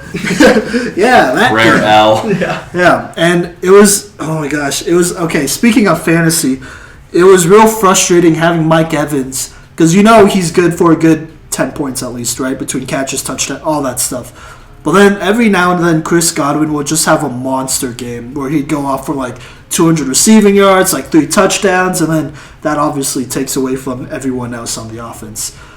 But if we're talking actual football, Chris Godwin is a really good second receiver, possibly a first, a receiver one type of guy. I see a lot of AB and Juju comparisons, not in the same like obvious like playing style, but just like talent wise. Mm-hmm. I mean, Mike Evans' catch radius is Insane. probably only smaller than DeAndre Hopkins in the league and maybe Julio Jones. Yeah. As far as if you throw a ball in the general vicinity of where he is, he's going to catch it. And that's why Jameis Winston threw 30 touchdowns. Yeah. Is because you had Mike Evans, who just wins jump balls, and Chris 6'5". Godwin running after the catch. Yeah. So I'd even say his catch radius is a little bit better than Hopkins, just because I'm pretty sure he's 6'5", and DeAndre Hopkins is only 6'2", 6'3". Yeah. Only, but Hopkins' wingspan is pretty ridiculous. But it's close. He's good, and I feel like the Buccaneers defense, I feel like they did really well given how many times they had to go onto a short field and how long they had to be on the field. Yeah. I liked Shaq Barrett a lot. He was a great pickup. About to give Cody a knife in the heart here about Shaq Barrett. Reflecting on the season, Shaquille Barrett was the leading sack guy in the NFL this year. Yeah, defensive MVP for the Bucks. Yeah, Cody is now walloping in his self-pity because he used to play for the Broncos, and we don't know why the Broncos got rid of him. But anyways, I have a signed ornament from Shaq Barrett, and I met him at Safeway one time. Okay, all right. He was the NFL sack leader this last year, so that's just a reflection. But. Yeah, 18 sacks. Yeah, Just it's a lot. It's a lot of sacks, especially from a linebacker position. Oh yeah. Like when you look at when you get up into the 18 to 20 range, you're usually looking at DNs, mostly in the NFL. So to have it from an outside linebacker, pretty good. And he wasn't on the line every time too. He'd be coming from the second level sometimes. Yeah, too. that's very true because they do run a 3-4 defense over there. I think this is worth noting, coached by former Jets head coach Todd Bowles, who is obviously a better defensive coordinator than head coach, which is fine. Oh, he overachieved with that defense. Yeah, and I think there's a lot of credit to go to Todd Bowles there because he's somebody that with the Jets like they weren't as good and all that stuff, but as a DC, it's rare that you find good defensive coordinators. Mm-hmm. Like Wade Phillips is obviously one, but after that it's like I don't know. But Todd Bowles did a really good job. I'm going to give credit where it's due. Shaq Barrett was obviously there. JPP, a couple of the corners were there as well. But, yeah, I like this Bucs team. Hargraves, yeah, he had a good year. Didn't they have another corner that they drafted this last year? Or am I just... I don't remember. No, whatever. But yeah. let's go into the offseason moves, starting with quarterback. So Jameis Winston is probably out. He already said goodbye. Yeah. But he said goodbye. Jameis Winston is out. Yeah. He's out. Yeah. Bruce Arians famously said, if we could win with this guy, as in talked about Jameis Winston, then we could win with anybody. And that was a pretty big shot because it was pretty straight up. And Bruce Arians isn't really that guy to be like, oh, rah-rah. And he's a pretty rah-rah coach. Yeah, but, we know who he is. He's a quarterback whisperer, right? He coached great quarterbacks over the years. if he's giving up on Jameis Winston, then you know that he's no good. So he's out. But Simon, tell us who is in. Tom Brady. Ooh, He was the one who forced Jameis Winston out ultimately because, it was still on the board. Yeah. But yeah, Tom Brady signed with the Bucs officially last week. Ironically, the same date that Peyton Manning signed with the Broncos years ago, which is an interesting move because it broke that, he wanted to go to the Bucs and then 2 days later it was a publicity stunt if I'm being honest. But anyways, he's with the Bucs. How do we feel about Tom Brady to the Bucs? Because I know there are a lot of concerns that he's not a downfield passer and he needs guys who could take the ball to the house if he throws it short and whatnot. And there's some concerns there for sure. And he's not who he used to be. This isn't Peyton Manning, before the Broncos era that you're getting. You're getting probably Peyton Manning after 2 or 3 years with the Broncos. If I'm being honest. He's smarter than Jameis Winston. Yeah, obviously, yeah. And I feel like that's... And Bruce Arians is used to working with quarterbacks on the downslope of their career. I mean, he took Carson Palmer to an NFC championship. Yeah. And Bruce Arians is one of the best offensive play callers, I think, in the last 10, 15, 20 years of the NFL. I feel like him and Tom Brady could take this Bucs team to the playoffs. Yeah, I think... Yeah. I think this is just the missing piece that the Bucs were looking for. Obviously, Jameis Winston is an interesting talent. He's erratic, sure. But I think this is the one thing they were missing. I mean, I think, like you said, he needs that guy, that check-down guy that can run up the catch, and he has that in Chris Godwin. He has the guy in he has a safety blanket in Mike Evans. He has 2 good tight ends that can relieve some pressure from him. Sure. And I will also say, while I do think we'll get into this when we go into our what they need a little more, I think they need another running back, but they do have Ronald Jones there, and he's a guy that can catch out of the backfield like a Sony Michel that he had in New England or stuff like that. I think he has the pieces there to be just fine. Yep. Ronald Jones didn't have a bad rookie year. No, I think he's going to be very good. I don't think he's the workhorse that we're talking about. No. I think they need to draft a guy like you go for a guy like Jonathan Taylor. If you couple Jonathan Taylor with Ronald Jones, I think that's a deadly backfield. Yeah, and I mean Jonathan Taylor will probably take over that backfield eventually, anyways. Yeah. So yeah, but that's I think. Another news: they re-signed JPP, franchise tag Shaquille Barrett, so the defense is pretty much still intact. They have Devin White in his... Oh yeah, that's who I was forgetting. Second year? Yes, second year. Had a good rookie season. Yeah, he did. He was amongst the top in tackles for that team. Yeah. I feel like something else that they could do while talking about a running back that could catch out of the backfield who's been with Brady before is they could get Deion Lewis, honestly. Because Deion Lewis didn't work in Tennessee, but, people who go back to Brady often do really well. And I feel like, they already have a chemistry between the two of them as far as, Brady calling or telling running backs to change their route as the play's happening. Yeah. We could see more of that with Deion Lewis in the fold.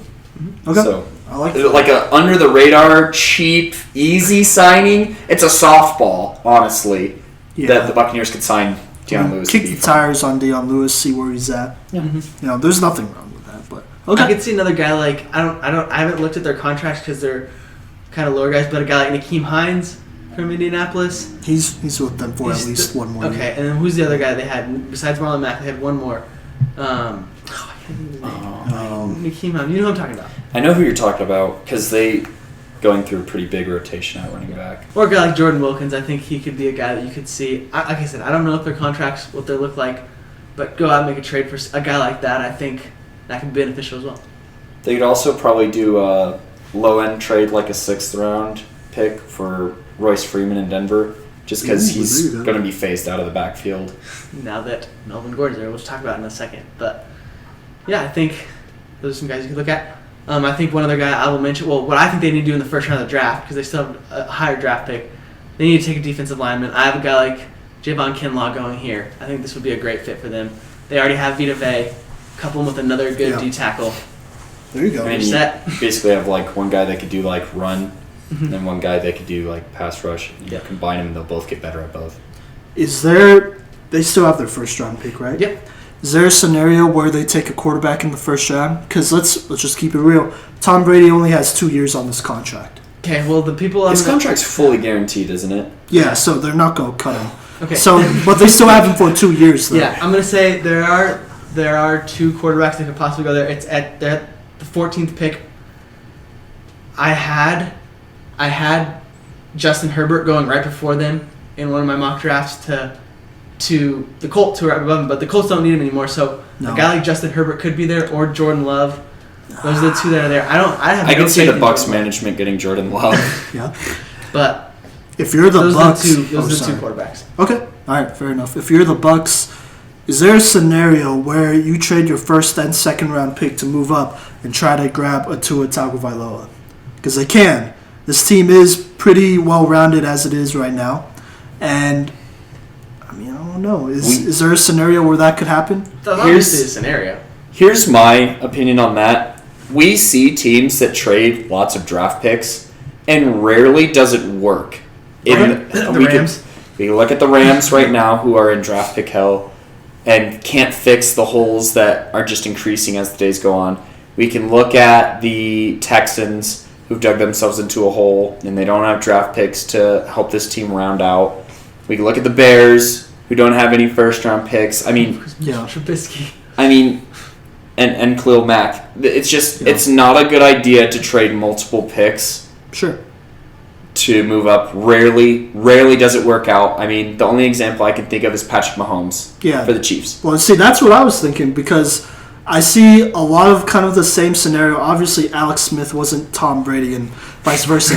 But, whoa. You know, I do see a scenario where Bruce Arians is like, all right, well, Tom, I love you and all that, but I'm going to trade up to get to him. And we all know, I mean, obviously right now, nobody could go see these players and do evaluations on them because of, I can't say Corona, because of COVID-19. So I could see a scenario where they trade up for Tua and be like, hey, we're going to take this guy. You know, if Tom doesn't work out, which you never know, then we have a guy waiting in there. Here's my counter to that. Bruce Arians, I don't think is going to be around for a super long time.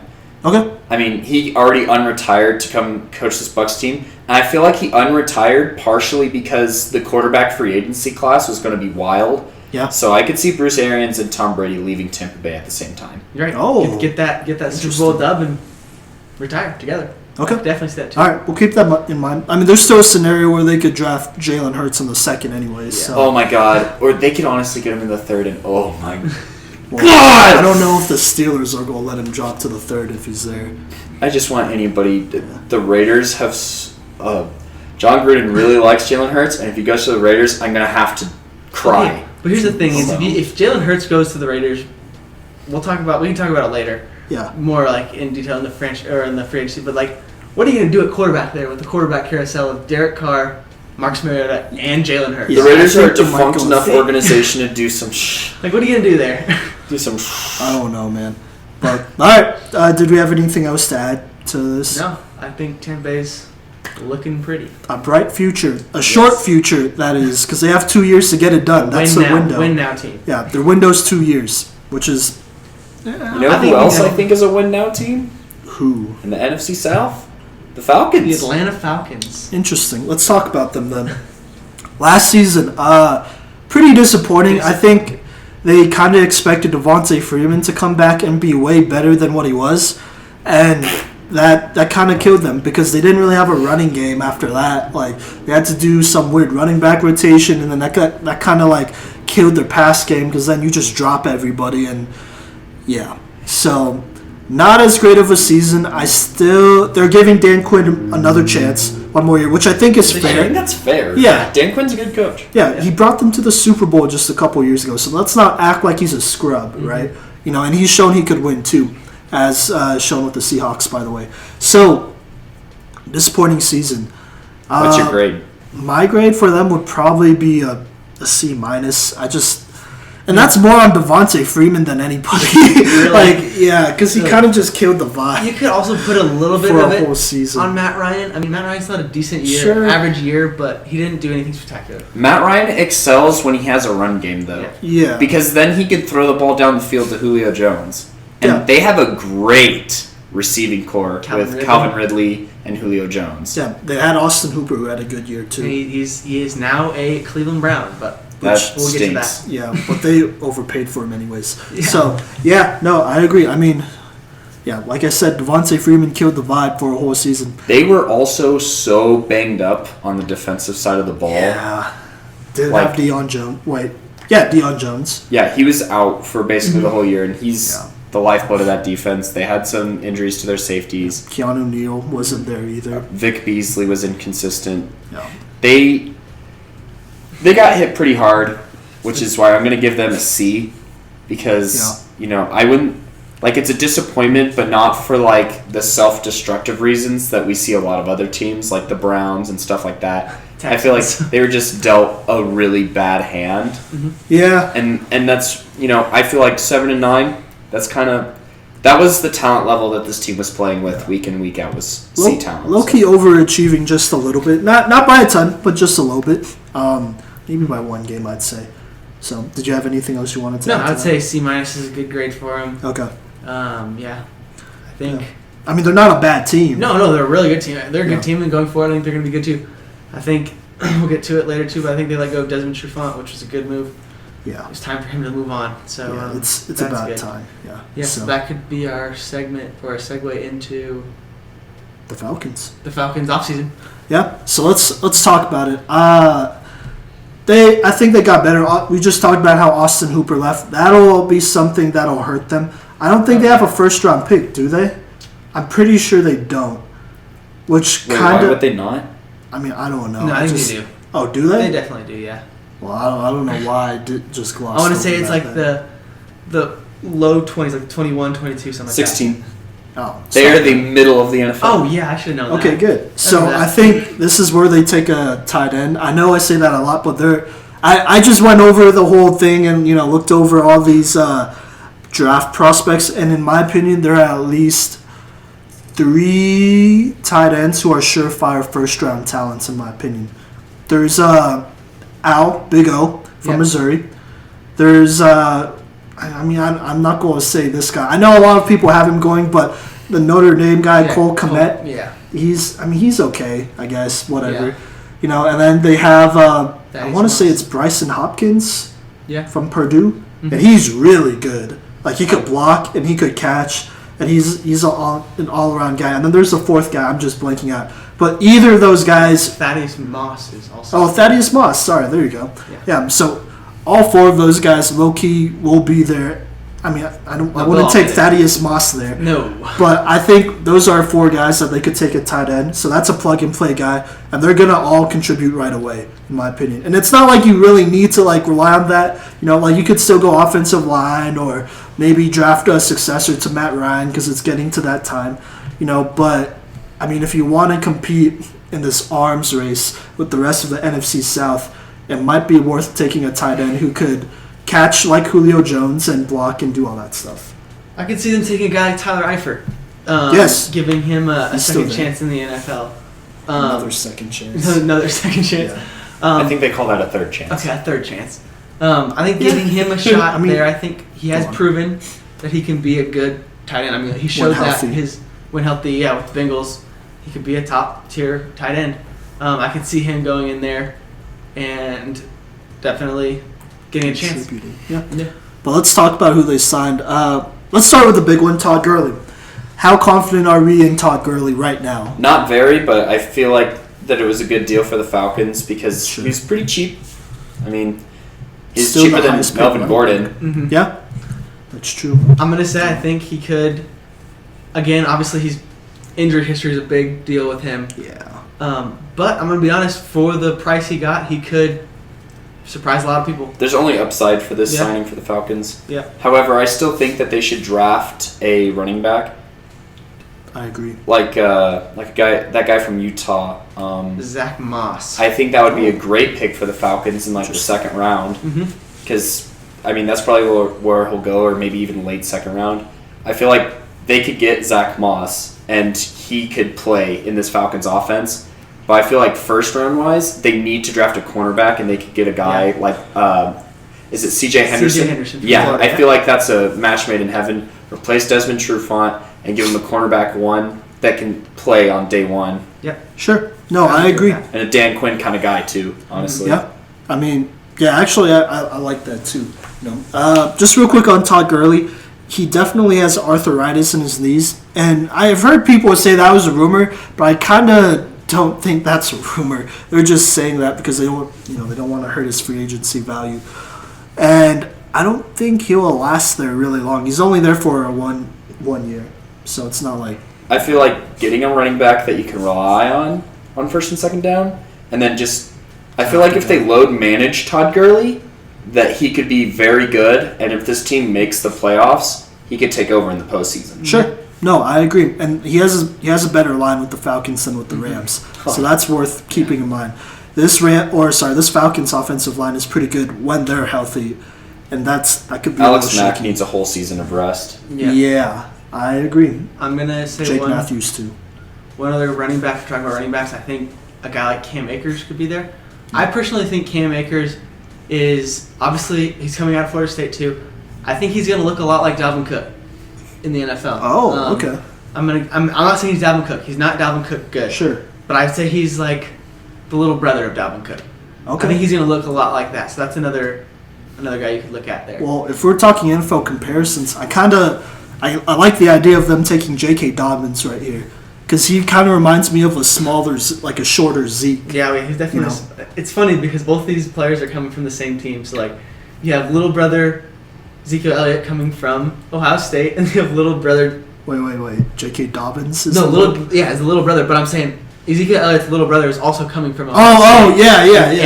And Cam Akers, who is from Florida State, is basically. I just blanked his name. Dalvin Cook. Dalvin Cook's little brother from Florida State. Yeah. Or Devontae Freeman's little brother. You're right. That's back a lot. Oh, good. Yeah. Anyways, I think the Falcons could go a couple of different ways here. Yeah. Who else did they bring in? Go on. They got Dante Fowler, Bam. who is an upgrade over Vic Beasley. Yep. And I feel like Dante Fowler's finally come into his own. Yeah. As a player who, he's been healthy and he's shown consistency with the Rams over the past few years. I feel like he's going to work great in Dan Quinn's defense. I think he had like 14 sacks last year. I could expect the double-digit sack production from him. I agree. He is only there on a 1-year deal, so it's low-key a prove-it deal, but I think he'll do really well with it, hopefully. Yeah. So I like this Falcons team. Honestly, at this point, it's just all about health with them, because like I kind of feel, I'm not trying to jinx it, knock on wood right now, but I think Matt Ryan's gonna suffer a really bad injury this year. I don't know, and that's why I knocked on wood. You can't just say that. No, it's just a gut feeling. Like if I'm looking at all these other quarterbacks and like their progression, like a lot of them go through some pretty traumatic injuries, aka like Tom Brady tearing his ACL or Peyton Manning basically breaking his neck, and like it's just he's at that age. Tony Romo and his million injuries. Aaron Rodgers. I'm just saying, man. Like, I don't wish anything bad on him. Cam Newton, too. I don't wish anything bad on him. It's just one of those things where it's like he's been really healthy for a long time. Matt Ryan is going to be fine. He'll be fine. I know. Falcons fans. But I think it's worth taking a quarterback as insurance still, anyways, in this draft. Not super early, but like, in the later rounds, like a Anthony Gordon maybe from Washington State or a Jacob Eason from Washington. Jacob Eason would be a better fit than Anthony Gordon. I'll be honest, I think the only place Anthony Gordon fits is in a Bruce Arians offense, Tampa Bay. Really? Yeah. I think Anthony Gordon. I mean, I don't know. We'll talk about that another time. But just getting another quarterback to, get in there and just see what would happen. Because they don't really have a backup. Maybe they Jake haven't Fromm. had one. I would love that. That would be a huge move. And with Jake Fromm falling, they could easily probably get him in the 4th round. Yeah. From a Georgia Bulldog to Atlanta Falcon. Yeah. Everyone would love it. Pack the stands, too. Yeah. And then more, I guess you'll just have more Fromm chance, but, that's fine. He's used to playing in that stadium anyways, from high school to college. Like, it fits. Yeah. Because that's, like, the one Jake Fromm, place that we haven't really talked about a lot. We've linked him a lot to, like, the Patriots. East Coast, like Pittsburgh, Patriots. Like, yeah, it's kind of weird. But Jake Fromm could literally go Tampa. to any one of the 32 NFL teams right now. Yeah. With where he's at. I mean, that's which is what happens interesting. when you're a good leader and you're a likable guy. Yep. So, All right, anything else on the Falcons you guys got, or should we move on to our last team? nah, not Let's really. talk about the Panthers. Yeah, I thought this was a really exciting team. Mostly It is. because the MVP of this team helped me get into the fantasy championship, even though I lost because they sat him. Yes, Christian McCaffrey. I forgot that they sat when you lost. Oh, yeah, our boy Christian McCaffrey, his father is now the coach of UNC. Yeah, he walks around our building a lot. Well, Ed but- McCaffrey. No, Christian's Christian's walking around been too. Christian's What? lifted with the team. Yeah, Christian's been there multiple Wait, hold times. up. No, you're right. I've just every time like y'all say it, I just miss him. Like you're like, oh yeah, Christian McCaffrey was here yesterday, and I'm like, what? I wasn't I here. mean, we have. I don't know, man. We had classes in that building all the time. Literally my whole life was in that building, so like I heard everything. Yeah. Yeah, I knew he was in there quite a bit. Yeah. So Christian McCaffrey has come back home to Colorado, and let's talk about him. He was the MVP of this team. This Panthers team wouldn't be where they were at without Christian McCaffrey, right? I mean, let's be Yeah. honest. I mean, I would say Christian McCaffrey probably through half of the season was probably the MVP leading guy, Yeah. NFL MVP. As long Yeah. as they were in the playoff conversation, he was Yeah. MVP candidate. Yeah, I agree. So that's a really big bright spot because Loki, he's a top 3 running back. I don't know if y'all will put him at number 1, but he's really He's close. in the conversation for number 1. he's Oh, really- yeah. And last year, he was the best running back in the league. So Yeah. As it stands right now, Christian McCaffrey's the best running back in the league. Yes. Yeah, I had agree. 2,000 yards from scrimmage, which is Yeah. a Panther record, and is that an NFL record? No, it's not. It's not. But it's a Panther record at least, which is still pretty good. He was only in his third year? Yeah. Scary. Second or third? I thought it was his. Wait, hold up.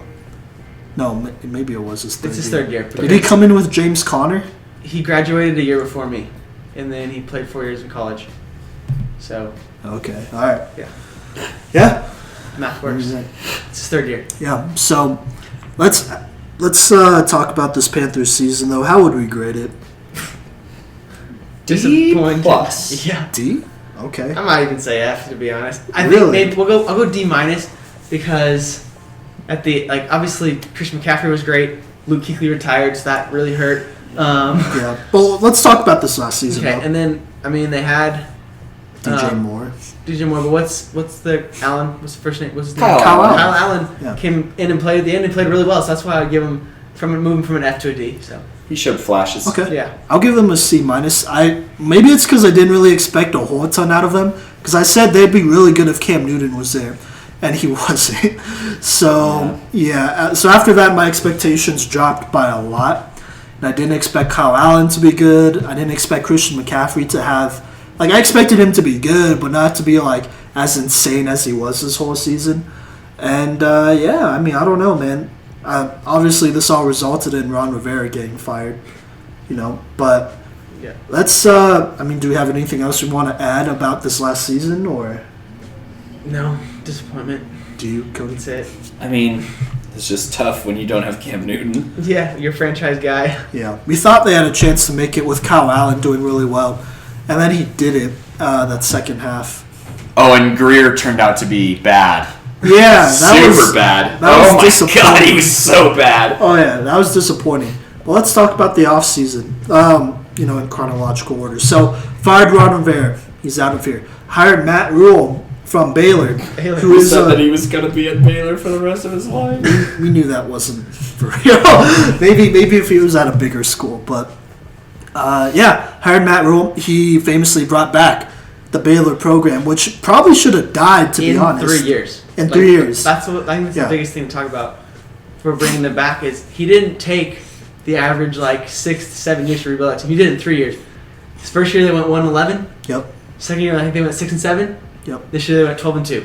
So that's literally the biggest turnaround you can have, fast turnaround you can have. Yeah, I agree. And if we want to talk about Baylor, I think what happened to them, obviously the stuff going down there was terrible. And if it wasn't for the fact that people pretty much aren't going to use the death penalty in college football anymore unless they really have to, I think their situation was very comparable to SMU's situation, where their whole program got killed and because not of the same kind of stuff, but it was still pretty bad, and obviously Baylor didn't lose their football program, but they were under some really tough restrictions for a really long time.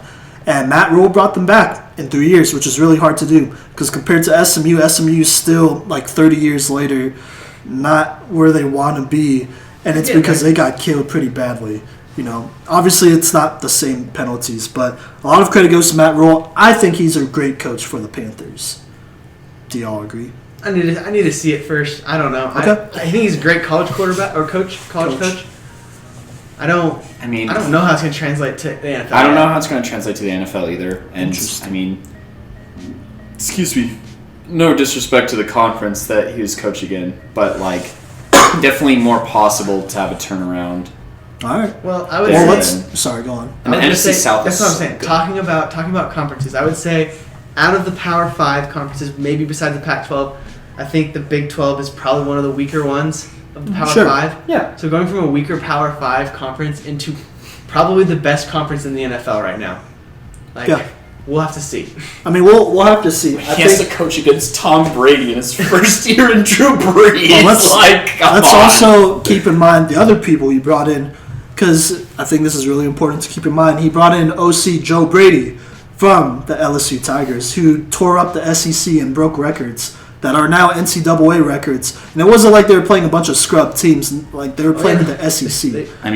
That offensive coordinator is going from Joe Burrow to Teddy Bridgewater, bro. Well, or PJ Walker. Or PJ Walker, or Cam Newton if he decides to stay for some reason. They have quite the quarterback room there, too. Yeah, we'll see what happens. It's not the worst quarterback room, but I think they got it right, though, getting Matt Rule, a good leader that'll keep on that Panther tradition, right? Because Ron Rivera was a good coach, in my opinion.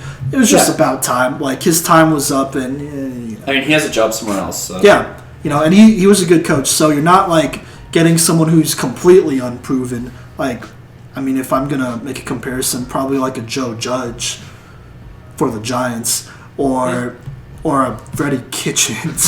So I want to be like Freddie Kitchens. Yeah, so he's way better than Freddie Kitchens. He has a good OC in Joe Brady, which I think will be really interesting to see how all that goes down, because I think this could be an explosive offense, But I'm just going to put this out there to start. I don't think the Panthers are going to contend this year. Nope. And they're building for the future, because if you look at all the other teams in the division, you have the Saints with Drew Brees. He has maybe a year or two left. You have Tom Brady, who literally only has 2 years left. You have Matt Ryan. I just talked about that. Oh, so I'm just going to be honest. 3 years from now, if they do it right and they don't build now to compete right now, they might be the team that just falls into place once all those quarterbacks retire and their times are up. Mm-hmm. And it's just a sweet transition where they take over right here. Because, I say give him at least 3 years or 4 years like Baylor did, and he'll get back because he's playing in a tough division, right? Yeah. So he's going to get that leeway anyways. So I think him having that extra time is going to do him a lot of good, if I'm being honest. And this is a team that they're not going to compete this year or even next year, but in 3 years, they're going to be that squad that might be a Super Bowl contender if they do it right. I'd agree.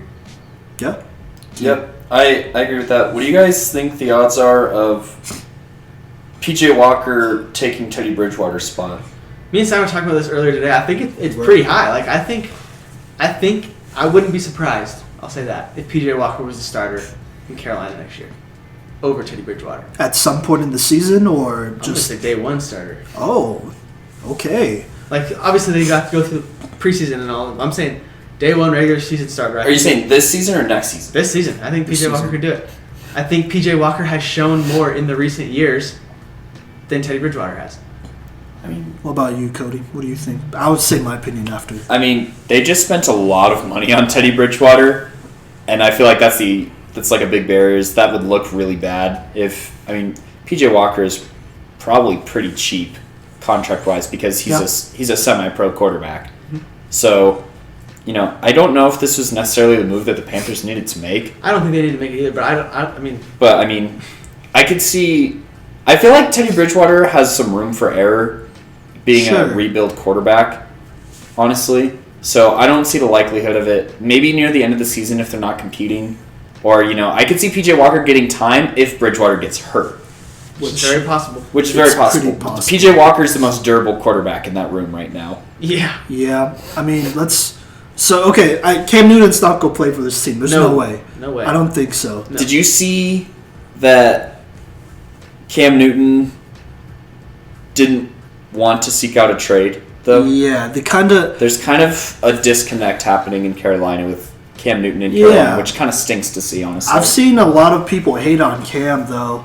And they're all like, well, Cam Newton's spoiled. Or he should be thankful to even be on an NFL roster. And I'm like, okay, we just go act like he didn't win MVP a couple years ago. No, Cam Newton is definitely getting pushed out. Nobody wants to acknowledge it because most fans are on the side of their franchises during free agency. When healthy, Cam is a top 10 quarterback in the NFL. Oh, yeah. Yeah, and it's not his fault he's getting hurt. Like, he's not acting a fool or anything like that. It's just his body, it's his playing style, And I guess he's even calmed it down a little bit too. Yeah, he has. Yeah, it's just wear and tear. He also hasn't had the best offensive line in the last few years either. He's never had a good offensive line. He's getting hit a lot, so. No. He's never had a good offensive line. I'm gonna just. Yeah, and this Panthers O-line is still a little suspect, if we're being honest. So, yeah, but Cam Newton's not going to play there. I don't think they're going to get anything out of trading Cam because teams know by now, all right, well, it's only a matter of time before you release him unless you want to hold him for another year and pay him $20 million, which they're too smart to do. They should have traded him sooner for a first-round pick. Yeah, before they signed all the quarterbacks. Let's be honest, they should have probably given him to the Bears before the Bears got Nick Foles. Yeah, and they lost out on that. Yeah. No, but we'll have to see. So he's not going to play. My opinion on PJ Walker, I like him. I really do. I am interested in seeing how this transition from the XFL to the NFL is going to be. I know Matt Rule was his head coach in college, and they broke records together, over at Temple. I think he was a 4-year starter, too. Or a 3-year starter, sorry. So, I don't know. I kind of feel good about PJ Walker stepping in over Bridgewater, because I know they gave Bridgewater money, but it's only a 2 or 3 year deal. It's really just a 2-year deal. So, you could start Bridgewater, see what you got, but if we're talking about Joe Brady and his offense, which is a spread offense, which has shown that it can work. If it's working the SEC, then you could have some success in the NFL, which is already going that way anyways with Cliff Kingsbury and his spread. But I think that PJ Walker is better suited to run the spread than Teddy Bridgewater right now. Absolutely. Yeah, because he could run too, and you don't have to worry about him getting hurt, which is kind of a big deal. So that'll be interesting to keep in mind. But hey, if neither of them works, and obviously I don't think Will Grier is going to work out, then they are in a position where they can tank for Trevor Lawrence and keep him another on the quarterback East Coast. to that. Obviously they'd have to trade one of them. But I've heard a lot of rumors of Trevor Lawrence to Carolina. Okay, I acknowledge that we've been talking about the offense a lot. Yeah. What do we think of the defensive side of the ball now that Kuechly, who's not just the heart and soul of the Carolina defense, but one of the faces of defense in the 2010s for the NFL. Yeah. Where do the Panthers go from here on the defensive side of the ball?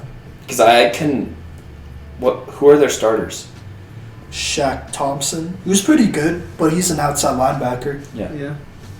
Anybody else? They lost James Bradbury, didn't they? Their cornerback? I'm pretty sure they did to the Giants, so that sucks because he was really good. I don't know why they let him walk, but yeah, that happened. There's some work to be done on the defensive side. There really is. Yeah, I think it's a reshuffle time. Yeah, I'm not feeling good about this.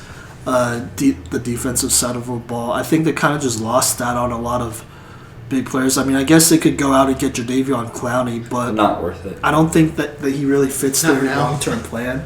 Nope. Yeah, so no. Keep your cap space open. I don't know. Maybe they just go through the draft like usual. Their GM/owner is it David Tepper? I want to say.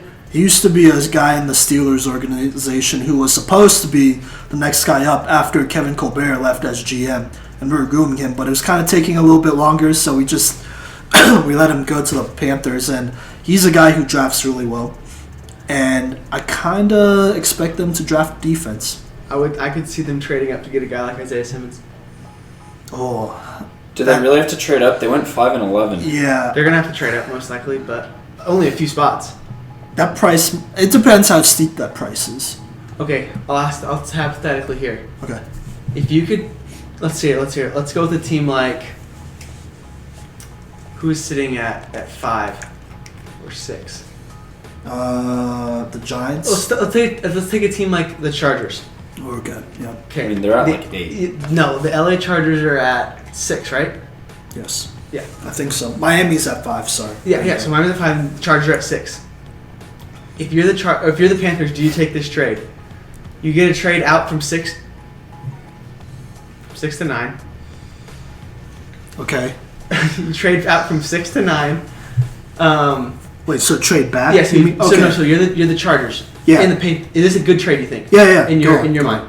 So the Chargers trade out of the 6 to the 9. 6 Nice. to 9. Okay. And so then that means Carolina trades up to the 6th, takes Isaiah Simmons, Okay. but in that trade, Cam Newton goes to LA. Oh. Oh! Would that be Nice. it though? Like you're That's it. switching Yeah. picks You're and switching Cam? picks and giving him Cam Newton. I mean, LA could afford it, right? Yeah. It depends. Because I hear the Chargers are pretty high on Tyrod Taylor right now. Yeah, they like Tyrod Taylor. Also, Cam Newton, he probably doesn't want to go from one team that has a bad offensive line to another team that has a worse offensive line. Well, I wouldn't say worse because they did trade Trey Turner from the Panthers to there, and they signed a tackle too. So, ironically, this Chargers offensive line is better than any line Philip Rivers has had. So, yeah, I mean, it could have been an interesting trade. That's something you could look at. I like It's it. definitely interesting. I mean, I don't know. See, the thing about it is that teams aren't willing to risk trading for Cam if they can't fly out their team doctors to evaluate them themselves. Because obviously they can't. I think the with Chargers COVID. would want a second-round pick on top of that. Yeah. Yeah. And that might. I mean, I don't know. Because honestly, if I'm the Panthers, That wouldn't be a bad move for the Panthers because No. it's a huge salary dump. no, it wouldn't be bad. I still think you could get a good one at number 9. Oh yeah, you though. still can. Yeah, but if I'm being honest, I'd like to keep all my draft assets right now just in case they are in a position to get a Trevor Lawrence. Because he's going to be that guy next year. Oh yeah, he is. And if Trevor Lawrence goes to the Panthers in a Joe Brady system with Christian McCaffrey, DJ Moore, who, by the way, had a really good year this last year before getting hurt, I don't know, that could be real scary. You know, we saw what Joe Brady did with a good quarterback and Joe Burrow and Trevor some Lawrence good is better than receivers. Joe Burrow, talent-wise. I think. Wait, sorry, say that again? I think talent-wise, Trevor Lawrence is better than Joe Burrow. Yes, he's proven himself over a longer period of time, so I'd say so. You heard it here first.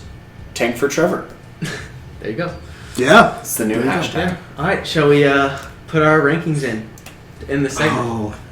Okay, yeah, let's do it. This This, is tough. this isn't gonna. So assuming they go with our draft picks and things go Yep. positively, Everyone has Carolina at the bottom, right? Yes. yeah. Okay, cool. Carolina's Well, to think about Simon's thinking about Matt Sorry. Ryan getting into a plane crash or something. Well, hey, chill.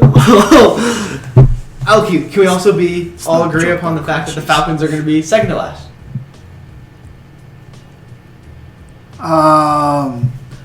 Maybe could we start at the top and yes, go back down? Go. Sorry. Simon, you want to Simon, you just give you yours. Give us Okay. yours. Yeah, I have the Saints at the top, and I think that's. I mean, no offense against Tom Brady. I just think the Saints are going to do better because I believe in Drew Brees more than Tom. That's what it comes down to, in my opinion. So. Oh, we're just going tops. I also think the Saints are going to be at the top, but okay. not to I think the Saints will win the division, and they will make the playoffs. But not to say I think Tampa Bay's going to be right behind them. And I think they get the wild card, and yeah, they go too. I'm thinking. Don't look at me like that. I'll just Okay. visually Well, lay yeah, out- I'll go. Yeah, go give me Yeah, the whole so thing on your model thing. Tampa. All right, I think I got it. Tampa's going to be second. Because, even with everything going well, I don't know. If say Todd Gurley is healthy enough, then I could definitely see the Falcons being second. To be honest, if they're all healthy and everything's going well, because, I mean, this doesn't really mean anything, but that whole projected offense is it could be the first offense in NFL history to feature all first-round picks, which would be insane. And they wouldn't be a bunch of scrubs either, between Matt Ryan, Julio Jones, Calvin Ridley. Laquan Treadwell, he's there. He's there. And then I assume they could get a first-round tight end. That could be great. Their whole line will be back healthy. Todd Gurley's there. Oh, my God. See, if they're really good, I could see them easily being second. Because I don't believe in Tom Brady. If I'm being honest, I just don't. Yeah. I'll say that, yeah. If the Falcons are right, they're going to be second in the division with Tampa third, a close third. All right, let me ask you this. If the Falcons play to their potential and play good, does the NFC South send 3 to the playoffs? Yeah, absolutely. Okay. I mean, I think they could do it still, even if the Falcons are not as good as, I mean, we're hoping for them to be, ideally. Yeah. I think, okay, I'm going to put the Saints at number 1. Okay. I'm going to have the Bucs at number 2 because I feel like, honestly, talent-wise, especially on the offensive side of the ball, this Buccaneers team is better than the Patriots. Oh, yeah. Well, yeah. Like, absolutely. And I feel like Bruce Arians is a better play caller than Josh McDaniels. Oh, yeah. I thought you were about to say Bill Belichick. Okay, go on. Sorry. Well, Bill Belichick doesn't call the offense. No, I know. I'm just yeah, okay. Yeah, I feel like the Bucs are going to be a better team than the Patriots were this past year. Yeah. Sure. And then I feel like the Falcons. I feel like 3 teams in the NFC South win double-digit games. Oh yeah, we just saw it a couple years ago too. And I feel like the rest of the NFC is, compared to the NFC South, took a step back. Yeah. So, I would say the only other division that could compete with it, because I still think, as much as I love the Vikings, they took a step back. Green Bay hasn't done anything. Yeah. I'm gonna say the only division that can compete with them would be the West with San Francisco and Seattle. But like we said, we don't think San Francisco can be that good. Seattle's probably gonna make it. Yeah. Arizona is actually. Yeah, so I mean, like, Arizona's trending up because they have a 1,500-yard receiver. Yep. With their first-round pick still there. Yeah, but they still have a first-round pick. Yeah, so I have Saints, Bucks, Falcons, Panthers. Panthers probably with like 2 wins. I'm not even gonna lie. I have the Panthers a few more wins, but I have the same. Yeah, they could still. They'll be in some entertaining games. I'll say that. The NFC South divisional games are going to be the biggest regular season games of the year. Yep. Yeah, I'd say so. Even the Panthers, who are like rebuilding, they can still play. They can compete with other teams. Yeah, they're still pretty exciting. I mean, obviously Christian McCaffrey's a star, but like I'm looking forward to seeing how this coaching staff, which is I'm kind of just realizing now is all college coaches. I'm looking forward to see how they react.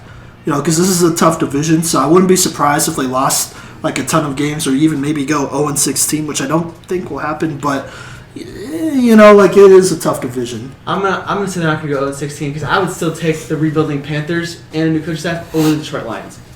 Okay, yeah, so, right. All right. Like, okay. I don't know if they play, but I'm just saying like a team like that, or like the New York Giants. Okay. Or even if they play an AFC team like the Jets, they're gonna beat the Jets. Oh, yeah, you're right. All right, okay. So maybe not 0-16, but still, this is a team that could struggle because you're lacking a lot of experience, I'd say. Yeah. They're going to lose a lot of leaders. They're losing Cam, who was their offensive leader, and then they already lost Luke Kuechly, who was their defensive leader. So now you're kind of just bringing in a lot of new faces. I mean, I guess there's a changing of the guard from quarterback to running back with Christian McCaffrey being that leader, which isn't the worst thing in the world. And then on defense, you're still kind of just floating. Yeah, you need to find somebody. Mm-hmm. Maybe not even this year. Like I said, I'd give them 3 years before we actually start taking them for real, seriously. Yeah, so, sounds good. Yeah. All right. That does it for NFL Recap 2019. And let's look forward to 2020. Coming up next, the cycle reacts to free agency. Yes, free agency. At least about all the teams we haven't talked about yet.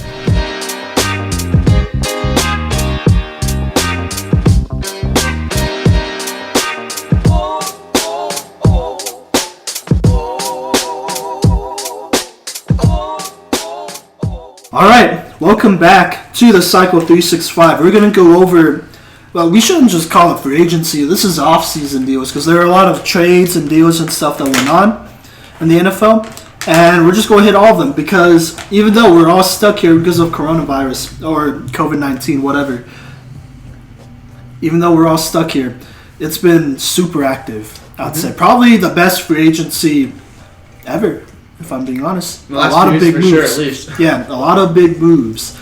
So we're going to go in alphabetical order, starting with the Arizona Cardinals. So we already talked about them getting DeAndre Hopkins. That'll be big for Kyler Murray. They did lose David Johnson, but that's okay because they transition tagged Kenyon Drake. So he's going to be with them. Fitz, he's back with them for another year. And yeah, that's pretty much. I mean, they signed Devondre Campbell from the Falcons to a 1-year deal. They gave him $8.5 million, which might be a little bit too much. The Cardinals have money to spend. Yeah, but he's a solid linebacker to add, to that defense and build onto what they have. So as of now, what grade would we give the Cardinals? A. Well, yeah, they have to have an A. If you ever get a guy like DeAndre Hopkins, you get an A. Okay. Especially because they didn't have to give up a first-round pick. Yeah. That is very true. So the Cardinals are sitting in a really good spot. Didn't pick up a lineman yet, though. An offensive lineman, that is. Maybe in the draft. Yeah, now they have room to do it in the draft, which they definitely could since they've addressed a lot of their needs. So moving on, we're going to come back through some teams that we missed, some players, because a lot of trades and deals went down, which we kind of just, we can't, it's hard to keep track of all of it. But the Atlanta Falcons, they did trade for Hayden Hurst. They traded with the Ravens. They traded a 4th-round pick and Hayden Hurst. So they got Hayden Hurst and a 4th-round pick, for a 2nd and a 5th-round picks. Yeah, that takes away my whole Tyler Eifert experiment. Yeah. They have a better guy, more reliable guy in Hayden Hurst. Yeah, and he's a young guy who kind of got lost in the shuffle with that Ravens tight ends group over there. And I think this is finally time for him to shine, And that's a really good pick in my opinion. Yep. So, yeah. Do we want to grade the Falcons, or we kind of already did it? But yeah, we'll move on. Yeah, we'll move on. All right. So the Baltimore Ravens added a lot of veterans, I should say, on this team. So we already talked about them getting rid of Hayden Hurst. They got a 2nd and a 4th. Both of them are 2020 picks, by the way. So that's pretty important to keep in mind. They did sign 2 veteran defensive linemen in Michael Brockers. Brockers got a 3-year, $30 million deal. And they also traded for Calais Campbell. So maybe not signed, but they traded for him using a 5th-round pick. And they got him on a 2-year, $27 million deal as well. I think you could say Derrick Henry had the biggest offseason impact on the Ravens. Yes. Yeah, they went out and got some defensive guys that could stop the next time they run into him. Yeah, and they also franchise tagged Matt Judon, which is huge. Which is great, yeah. They did bring back Jihad Ward, and also, this was kind of expected. They traded Chris Wormley to the Steelers, and we'll get to that in a second, just because, it's a crowded defensive line group. There's no need to keep more players, and Wormley was kind of an expensive backup. So, what would we grade the Ravens offseason as of now, March 23rd? I'm gonna say A minus. Yeah, I say B plus. I'll give them a B plus. They got linemen, which is important, but they just made their offense. We saw the offense last year. It's fine, especially with Lamar Jackson at the helm. Yes, their offense is fine. Maybe adding a wide receiver might be helpful, but that's something they could address in the draft. But they still have Hollywood, and I think they didn't have a bad defense, but just adding more to that defense is making them better. Yeah, just get better. Yeah. Increase that window. All right. So, we have the Buffalo Bills next. Let's start with the lesser, I shouldn't say lesser, but lesser deals that happened with the Bills this offseason. So, let's start with the line. They picked up Mario Addison, which might be a little bit past his prime, but they got him on a 3-year, $30 million deal. He's only a solid 15 player. in guarantees, too. Yeah. That's nice. That's really important to keep in mind. They also signed defensive tackle from the Panthers, ironically, Vernon Butler, to a 2-year, $18 million deal, which only half of that is guaranteed, by the way, so if he doesn't work out, it's fine. And then lastly, well, not lastly, but on the defensive side, they did get Josh Norman on a 1-year deal. And then here's the big one that happened. they got Stephon Diggs, and they didn't really. I mean, they traded their first round 2020 pick, a 5th round, 6th round, and a 4th round. Okay, so that's kind of a lot for Stephon Diggs. I don't know how worth it all of that is, but so how would you grade the Bills' offseason, including Stephon Diggs, as of now? Including Stephon Diggs? Yeah. They gave up a lot for him. So that'll probably drop me down to a B, but I mean, obviously, Josh Allen having Stephon Diggs It's going to be. I mean, we talked about it last week when we did the East, the NFC and the AFC East. Like, they needed a receiver that's not just a safety blanket in Cole Beasley or John Brown, and they got that in Stephon Diggs. Yeah, I'd say B- just because they gave up a lot for him. But I feel like Mario Addison is a good depth signing, honestly. And Josh Norman, he could definitely have like a bounce back year now that he's been humbled a lot, and he doesn't have to be the cornerback one. That is very true. I actually like this. I mean, they didn't do. It wasn't like the flashiest signings or trades. Obviously, Stephon Diggs was a lot, and I didn't realize they gave up so much for it. But I think it's all going to be worth it. They're probably going to win the AFC East, so I'll give them a B plus. Yeah. All right, moving forward, we have the Carolina Panthers. We'll go over this real quick. I mean, I don't think we really missed much. No. They did trade away Kyle Allen, so that happened. They got Trey Boston to re-sign, which is huge because he's probably the best defensive player on that team. Yes, that's true. They also got Russell Okung. Yep. Well, I don't know. Okay. Yeah, Russell Okung from the Chargers. Yeah. Bad move. I don't know how good that was, trading a Pro Bowler young guy for a. I don't know. I don't really like it. How would we grade the Panthers offseason as of right now? I mean, this Bridgewater deal is pretty good because only $33 million is guaranteed. Sure. So I give it a C plus. Okay. Yeah. They haven't gotten anything for Cam Newton yet. And Russell Okung's not good, so. Yeah, not really. I'd say PJ Walker is probably the best part in Trey Boston. Yeah. Oh, for sure. No doubt. I'll go C plus. Really? I'll give them a C. I mean, I don't know. It's kind of concerning when a semi-pro quarterback is your best signing, but we'll keep that in mind. All right. These Chicago Bears, they made some moves. I don't think any of this is really going to matter because, though, I don't know. I'll go over it real quick. So, oh my God. Artie Burns, the former Steelers cornerback, signed with the Bears. I don't know why that happened. That wasn't a good deal. They did re-sign Deion Bush. They got Jimmy Graham on a 2-year, $60 million deal. They gave Robert Quinn a really big deal. $70 million, bro! Yes. That's ridiculous! Oh my God, Robert Quinn is old! Well, he's like 28, so not that old. I think he just seems old. But Robert Quinn isn't the worst signing. I think that's a really good guy to put next to or on the other side of Khalil Mack. And he did really good with the Cowboys, so I expect him to do pretty good with the Bears. Then they brought back Danny Trevathan. They traded for Nick Foles. Yeah, that was the big one. They traded a 4th-round pick for Nick Foles. So, but that contract is so bad, too. Yeah, they did restructure it, but I don't think it's that much better. How would we grade the Bears / what do we think about it? C-. I mean, they're overpaying for Robert Quinn. Sure. 5-year deal for a 29-year-old he's not going to be good during the second half of his contract. And he's so wildly inconsistent. Jimmy Graham is already washed up. That's why Green Bay let him go. Yeah. He barely, controversially, won that game for them. Danny Trevathan, I think he's also washed up, and they gave him a big contract.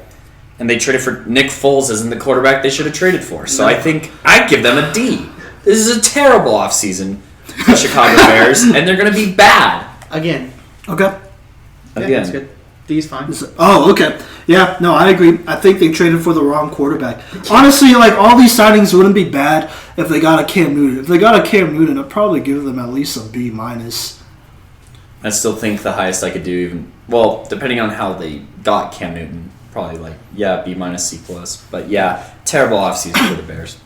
All right, we're gonna move on to the Bengals. Not a lot here. I think the biggest deal here is that they placed the franchise tag on AJ Green. They got DJ Reader, which is, he's not going to be good during the second half of his contract. And he's so wildly inconsistent. Jimmy Graham is already washed up. That's why Green Bay let him go. He barely, controversially, won that game for them. And they signed Mackenzie Alexander, so I mean, those are some. They got some. I mean, pretty I big don't want to name say corners. backup corners, but they added more depth. Mm-hmm. I mean, I wouldn't say it's super significant. I'd give them a C minus, maybe a D plus.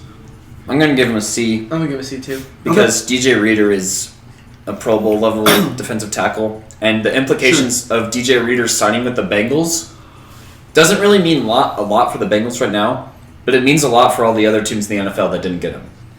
Sure. Like the Broncos. Okay. Well, I agree. I mean, we expect them to do a lot more, be way more active during the draft anyways, so it's fine. Yeah. All right, so next up, the Cleveland Browns, the other team in Ohio. They went crazy. Yeah, they had a lot of moves, so I'm just going to go down the list and then we'll react to it. So they stole Andrew Billings from the Bengals. I think he's a solid backup DT. They got Jack Conklin from the Tennessee Titans on a 3-year, $42 million deal. Big. Which, that's a pretty good deal, to be honest. So cheap. On the other hand, though, they did overpay Austin Hooper. They signed him to a 4-year, $42 million deal with half of that guaranteed. Okay. They placed a second-round tender on Kareem Hunt, so he's probably not going to go anywhere unless the team wants to give up a second-round pick for Kareem Hunt. They did trade for Andy Janovich, which, adding another guy in there to fit the system. Got Kevin Johnson on a 1-year deal. Got Carl Joseph, the safety from the Raiders, a former first-round pick on a 1-year deal.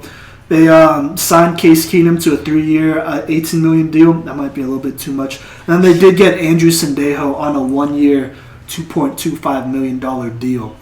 I think the Browns did a lot to fill a lot of holes. Oh, yeah, they did What would you grade their offseason? What do you think?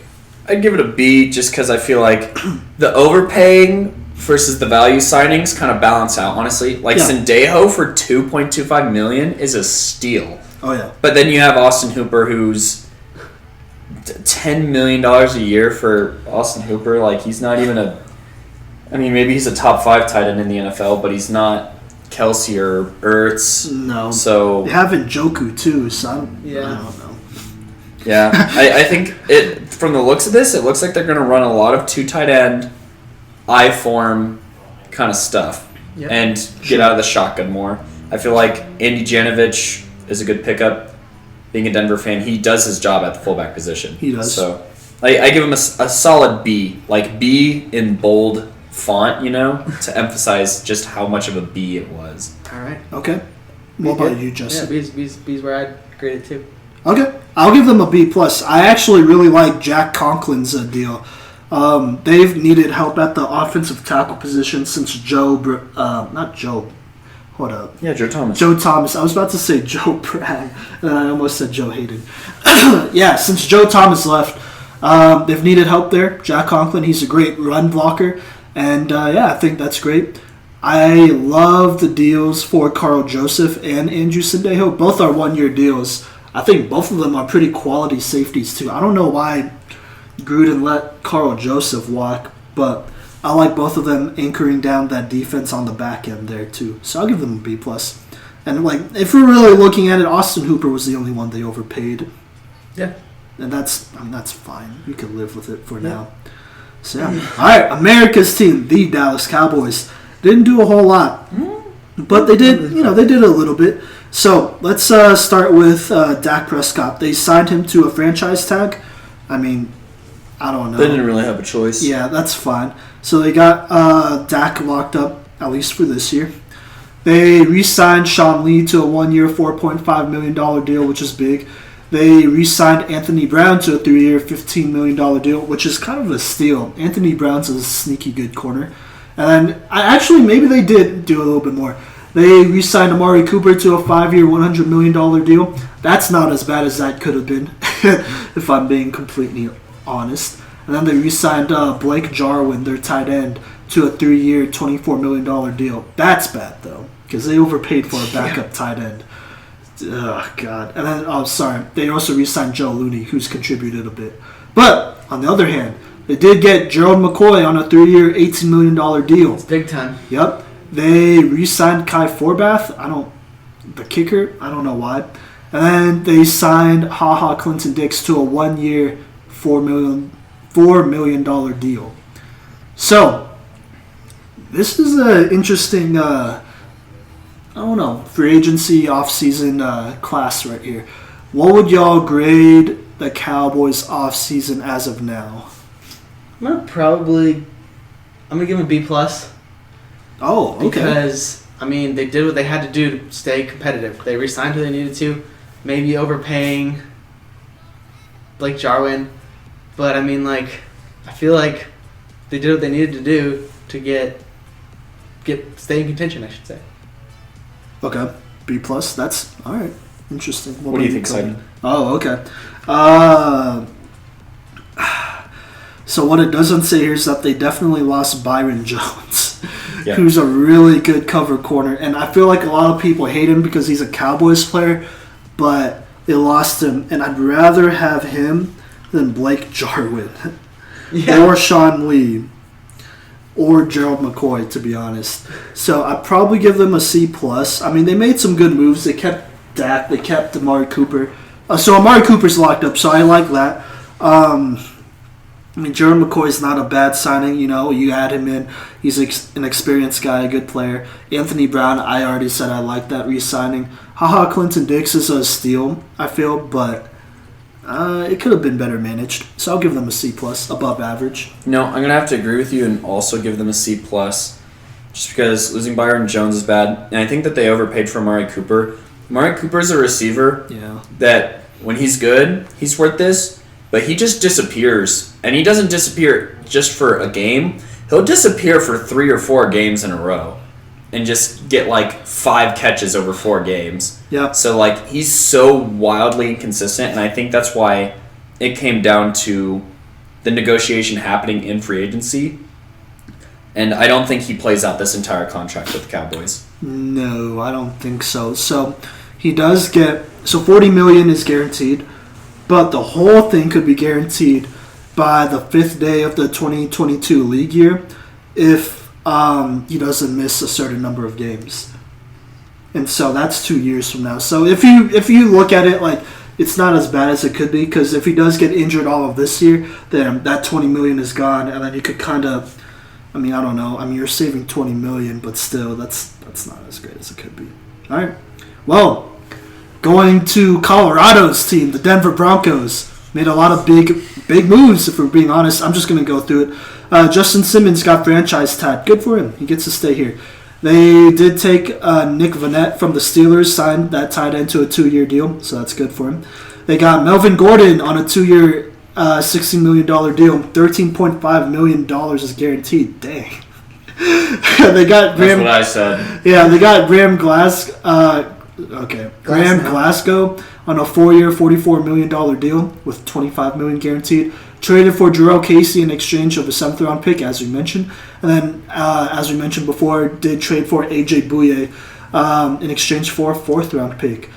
So I know y'all are biased, but how are y'all going to trade or grade Denver's, off-season as of now? I'm going to give them a B minus, bordering a C plus. Our trades were A's. Yeah.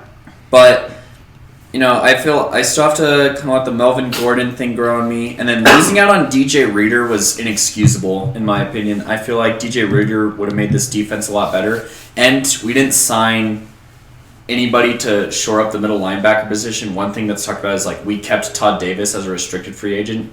And he's an absolute liability on the defensive side of the ball. So not what we did do being a problem, but rather the things that we didn't do being the reason why we have a B minus. Plus, that's kind of a lot for Melvin Gordon, who didn't play at all last year. Yeah, I'm gonna still go B plus. Actually, they fill a lot of holes that the Broncos needed to fill. I think the only reason I'm getting a B plus and not an A is they didn't. They signed Graham Glasgow, but they needed more on the offensive line. They needed more. Oh, we also lost Connor McGovern to the Jets, which stunk. And looking at how much the Browns paid Jack Conklin. Looking at how much the Browns paid Jack Conklin, we easily could have done that instead of giving Graham Glasgow $11 million a year at guard. Here's the other thing that I want to touch on, kind of more under the radar thing. Kind of have to be a Broncos fan to know. I think they paid Elijah Wilkinson way more than they should have. He better start if he is gonna play with what he was given. We're looking at starting Elijah Wilkinson somewhere, and that's never good news. No. Yeah. So, So B minus. I'm pretty firm on that. Okay. Simon, what do you think? I mean, I'll split the defense. I'll say B for Broncos. I'll just be honest, man. I don't like the Melvin Gordon deal. I thought y'all had a really good thing with Phillip Lindsay and Royce Freeman. And, I mean, this doesn't have anything to do with free agency, but, I mean, not as much, really. But I think Melvin Gordon being there might jade Phillip Lindsay and definitely Royce Freeman a little bit and make them feel some type of way. Because in 2 years when this deal is up, the Broncos are definitely going to have to decide between all three of their running backs. And, I mean, if I were them, I'd probably go with the younger guy in Phillip Lindsay than Melvin Gordon. Oh, we're going to have to pay Phillip Lindsay over $10 million a year. Yeah, and I don't know what's going to happen with that. So I mean, he's a good player, like you could throw him in there and he would do his job. And, he'll do a really good job. And Phillip Lindsay might, ironically, take on more of an Austin Eckler type of role. Another Colorado guy. But, I don't know. It's an interesting thing. I love the AJ Bouye and Juro Casey trades. I like Graham Glasgow because he could play center guard. He could move around. So I think he's an upgrade over Connor McGovern, in my opinion, from what I've seen so far in his development. And, I mean, I like it. I like them. It's just Melvin Gordon kind of doesn't really sit well with me. And I mean, I'm biased, but I would have loved to see Justin Simmons and the Broncos reach a long-term deal. I mean, that's going to happen. Yeah. LA has a good reputation for franchise tagging and then long-term signing players. Another thing that kind of rubbed me the wrong way is we knew that we were going to let Chris Harris go, but seeing how much he signed for with the Chargers was definitely affordable. Yeah. And I feel like we could have had Bouye and Chris Harris and Bosby, and that would have been preferred. We also lost Darian Stewart. Yep. Oh, as well, y'all did cut Joe Flacco, but I think y'all cut him a couple of days too. That was an A+ move. Yeah, it was, but I mean, this is just but too late, nitpicking. right? They cut him way too late, so y'all didn't save any money. As y'all cut him a day or two before Well, we saved money, but we could have used that money to get DJ Reader. Well, not as much money as you could have. So, because y'all could have saved $10 million if you cut him before the league year, but y'all cut him on Friday instead. So, and the league year was on Wednesday. So that's just, that kind of plays a role in why I'm giving them a B. Just because, you could have saved a lot more money. It could have been a little bit smarter, too. I mean, yeah, y'all will be fine. This draft is going to mean a lot to y'all, though. All right, moving on. We're going back up north. The Detroit Lions, who Graham Glasgow came from, I'm pretty sure. Mm-hmm. So, we're going to go through them. I mean, I don't know. We'll just go through it. Jamie Collins signed with them. 3-year, $30 million deal. Reuniting with Matt Patricia. Chase Daniels also agreed to sign with the Lions, so they get a good backup quarterback over there. Jaron Harmon, he was traded from the Patriots, to the Lions. They did get Jaron Kearse, re-signed Miles Killebrew. They took Danny Shelton from the Patriots, signed him to a 2-year, $8 million deal. That's not that bad, actually. But here's the deal that I don't like a lot. They got Desmond Trufant on a 2-year, $21 million deal. They got Haloi Vaitai. Sorry, wait, it's not Haloi. That's his shortened name. But they got Vaitai from the Eagles, a solid right tackle, to a 5-year, $50 million deal. And yeah, we'll see about that. And then Nick Williams, and then agreed to a deal. How would we grade the Lions offseason? Oh, and they traded away Darius Slay. So how would we grade the Lions offseason as of now? Can you give a team an F+? Yeah. Is that a grade? Simon, you're the teacher. If you want here. to. Okay, yeah. Well, then I'm going to give the Lions an F+. I mean, it's still an F, so it doesn't matter. Yeah, they still failed really bad. The plus is the Jamie Collins signing, but all these other signings are bad. And losing Darius Slay, along with what Darius Slay has been saying about Matt Patricia, along with all the other former Lions players, it's bad news. Yeah. So, yeah, the Lions are bad. Should say D, because it doesn't matter. Deeper doesn't matter in Detroit. All right, well, I'll give him a D plus for Detroit. Jamie Collins, I think that was a solid deal, but we'll have to see. I like the Danny Shelton signing. That was a really cheap deal. He's a solid player. And then I like the Vaitai signing too. They're getting a good right tackle for only $10 million. And he does his job, so he's pretty good. Other than that, though, I mean, they had some really good, bargains right here, but nothing significant that makes them better, in my opinion, I'd say. At the most, they filled the needs that they already were having this last season, or they were about to have, but I don't know, nothing special. All right. Not much. Packers didn't really do anything. Yeah, not much to say about the Packers here. Yeah. I mean, I don't think there's much to say about it. I think we can move on. See, Rick Wagner is a good signing. Yeah, I'd say so. Stolen from None the of these Lions. are bad. They're just Yeah. they don't make the team Yeah. any better or worse. Yeah, they replaced Blake Martinez with Christian Kirksey, which is A downgrade. 2 year, $16 million deal. I'd say it's not a huge downgrade, but it's a slight downgrade for sure. They're paying him. They could have paid Blake Martinez that, I guess, but that's fine. All right, the Houston Texans. We already talked about them losing DeAndre Hopkins for This Randall Cobb contract is so bad. losing DeAndre Hopkins for David Johnson. So they did get David Johnson. We already talked about that, so we won't go into it. They did get Darren Foes on they just re-signed him. Never mind. So they re-signed Darren Foes. They got Vernon Hargraves, which is, that's okay. Re-signed A.J. McCarron. Got Bradley Roby on a 3-year, $36 million deal, which I don't know about that deal.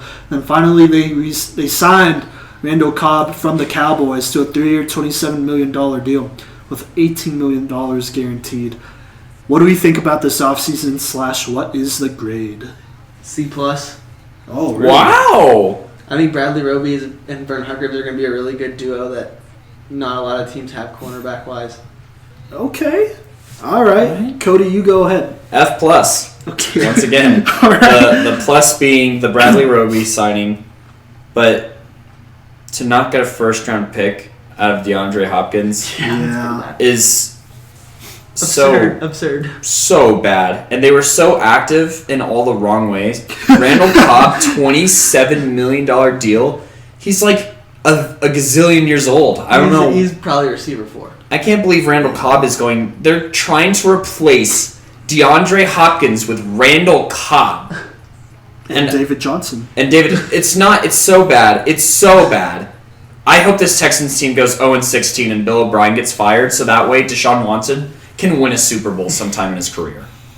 The Steelers will trade for Deshaun Watson. Of course they will. I'll just throw that out Remember, whenever we're talking with Simon, everyone in the NFL can just go to Pittsburgh. No, just the quarterbacks, to be honest. But yeah, I'll give them a D plus. I mean, I know Bradley Roby is like an all right pick. I know y'all trash talked him a lot, which is why I just think less of him. So there's that. Vernon Hargraves is a solid pickup. I don't like the Randall Cobb deal. It's way too long, in my opinion. He did have a solid year last year, but that's not the move. Trust me, it's not. And then I'd wish they let A.J. McCarron go to the XFL. But he's trapped in Houston being Deshaun Watson's backup.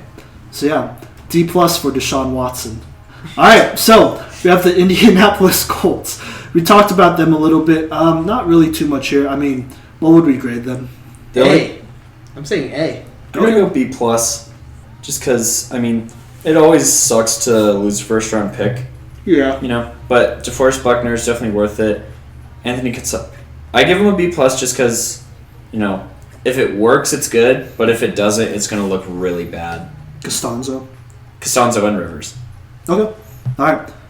So Costanzo is a re-signing, so he's an alright. They spent a lot of money this offseason. Yeah. That's the only reason I say B plus. Yeah. Is because spending money's hard. I'll give them an A minus. I like the Phillip Rivers deal. It's just a 1-year deal, so they're not committed for a long time. I love the DeForest Buckner trade. Obviously they don't have a first round pick, but I think I can't think of other defensive tackles in this draft outside of maybe Derek Brown, who might be worth, as much of as a DeForest Buckner, but whatever. So I'll give them an A. They did lose A-. They did lose Eric Ebron though, so maybe they go for a tight end in the later rounds or whatnot, just to help Jack Doyle out. All right, we talked about the Jaguars, but we forgot to mention that they signed Joe Schobert to a 5-year, $53 million deal. That solves their middle linebacker problems, in my opinion, and in some ways, I guess their identity, because Schobert, he's a good player. He was just stuck on the Browns for a while, but he's a really good tackler. He's really good against the run, and he could hold his own in coverage. So what would we give the Jaguars off-season? Oh, and they got Yannick Ngakoue in case y'all franchise tag. Yeah. So I'm just gonna say C plus average. I think. Okay. I mean, C is average. Yeah. And I'm gonna say the plus is signing Joe Schobert to fill that middle linebacker role. I'll do you one better and say B minus for getting rid of Nick Foles in his contract. Oh, So yeah. the C plus is Joe Sherbert, and then the jump from plus to B minus is getting rid of Nick Foles. Okay. I'm also gonna say you could even bump it up to B plus plus. Or sorry, Well, you what? said C minus, right? Or B minus. Yeah. B minus plus, so a B. Because they dropped Calais Campbell. I think that was they needed to move on for Calais Campbell. That's true. A 5th round pick just stinks, but I mean at least they got something rather than cutting him.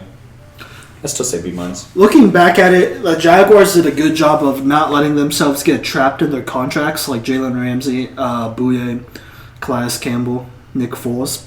So for their good maneuverability financially, I think I'll give them a B. I was going to give them a C, but Joe Schobert's not a bad signing, and then you have a ton of cap room for next year, and you have more draft picks actually. Davion Clowney.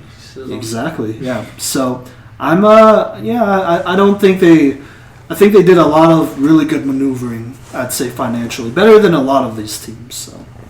All right, so we have the Kansas City Chiefs. They did nothing. Yeah, they did lose Kendall Fuller, which is a really bad loss because they lost him to Washington. They also lost Bashaud Breeland as well. Bashaud, oh my God. Okay, so they don't have any corners. That's great. Franchise tag Chris Jones though. That was huge. Yep, That was their best move. Yeah, picked up the option on Damian Williams. $2.3 million? Wow. That's not a lot. That's a solid deal.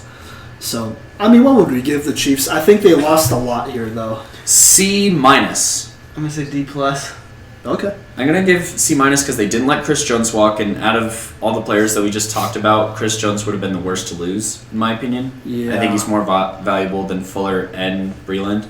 I feel like they can at least replace one of those cornerbacks in the draft. Mm-hmm. And then Damian Williams on the cheap, but yeah, definitely C minus just because of losing 2 starting cornerbacks that were imperative to their Super Bowl victory. So yeah, I'm gonna have to give them a D for that. I mean, they lost most of their secondary outside of Tyrann Matthew, so I don't know. I don't feel great about it. I mean, holding on to players as a Super Bowl contender is hard. Yeah, no, it is. Yeah, I mean, usually those players get some good deals elsewhere, but yeah, I mean, I don't know. We'll see. I think in the draft they can make up for it though, so I'll give them a D for now. All right, so the Las Vegas Raiders. The Las Vegas Raiders. They did a lot here, actually. Ironically, they signed a lot of players away from the Cowboys, so we're just going to go down the line. Let's start with those Cowboys players, starting with Malik Collins. Got him on the cheap, a 1-year, $6 million deal. They also got Jeff Heath on a 2-year, $8 million deal. That's an underrated signing, by the way. And that sucks for the Cowboys because he was a really good safety for them. So that happened. And then they also got Chasen Witt on a 1-year, $4 million deal. But that's fine. All right, so those are the Cowboys players they took. Staying in the NFC East, they did sign Nelson Aguilar to a 1-year deal. Nothing too crazy, though. They got Eli Apple, who was in the NFC East, on a 1-year, $6 million deal. They got Corey Littleton from the Rams. This is the first big deal, I would say. On a 3-year, $36 million deal. They're getting a good linebacker for relatively cheap right there. And then they did sign Marcus Mariota. Wait, how come it doesn't say? I mean, I guess they just signed Marcus Mariota. They signed him last week, but it doesn't say how long the deal was.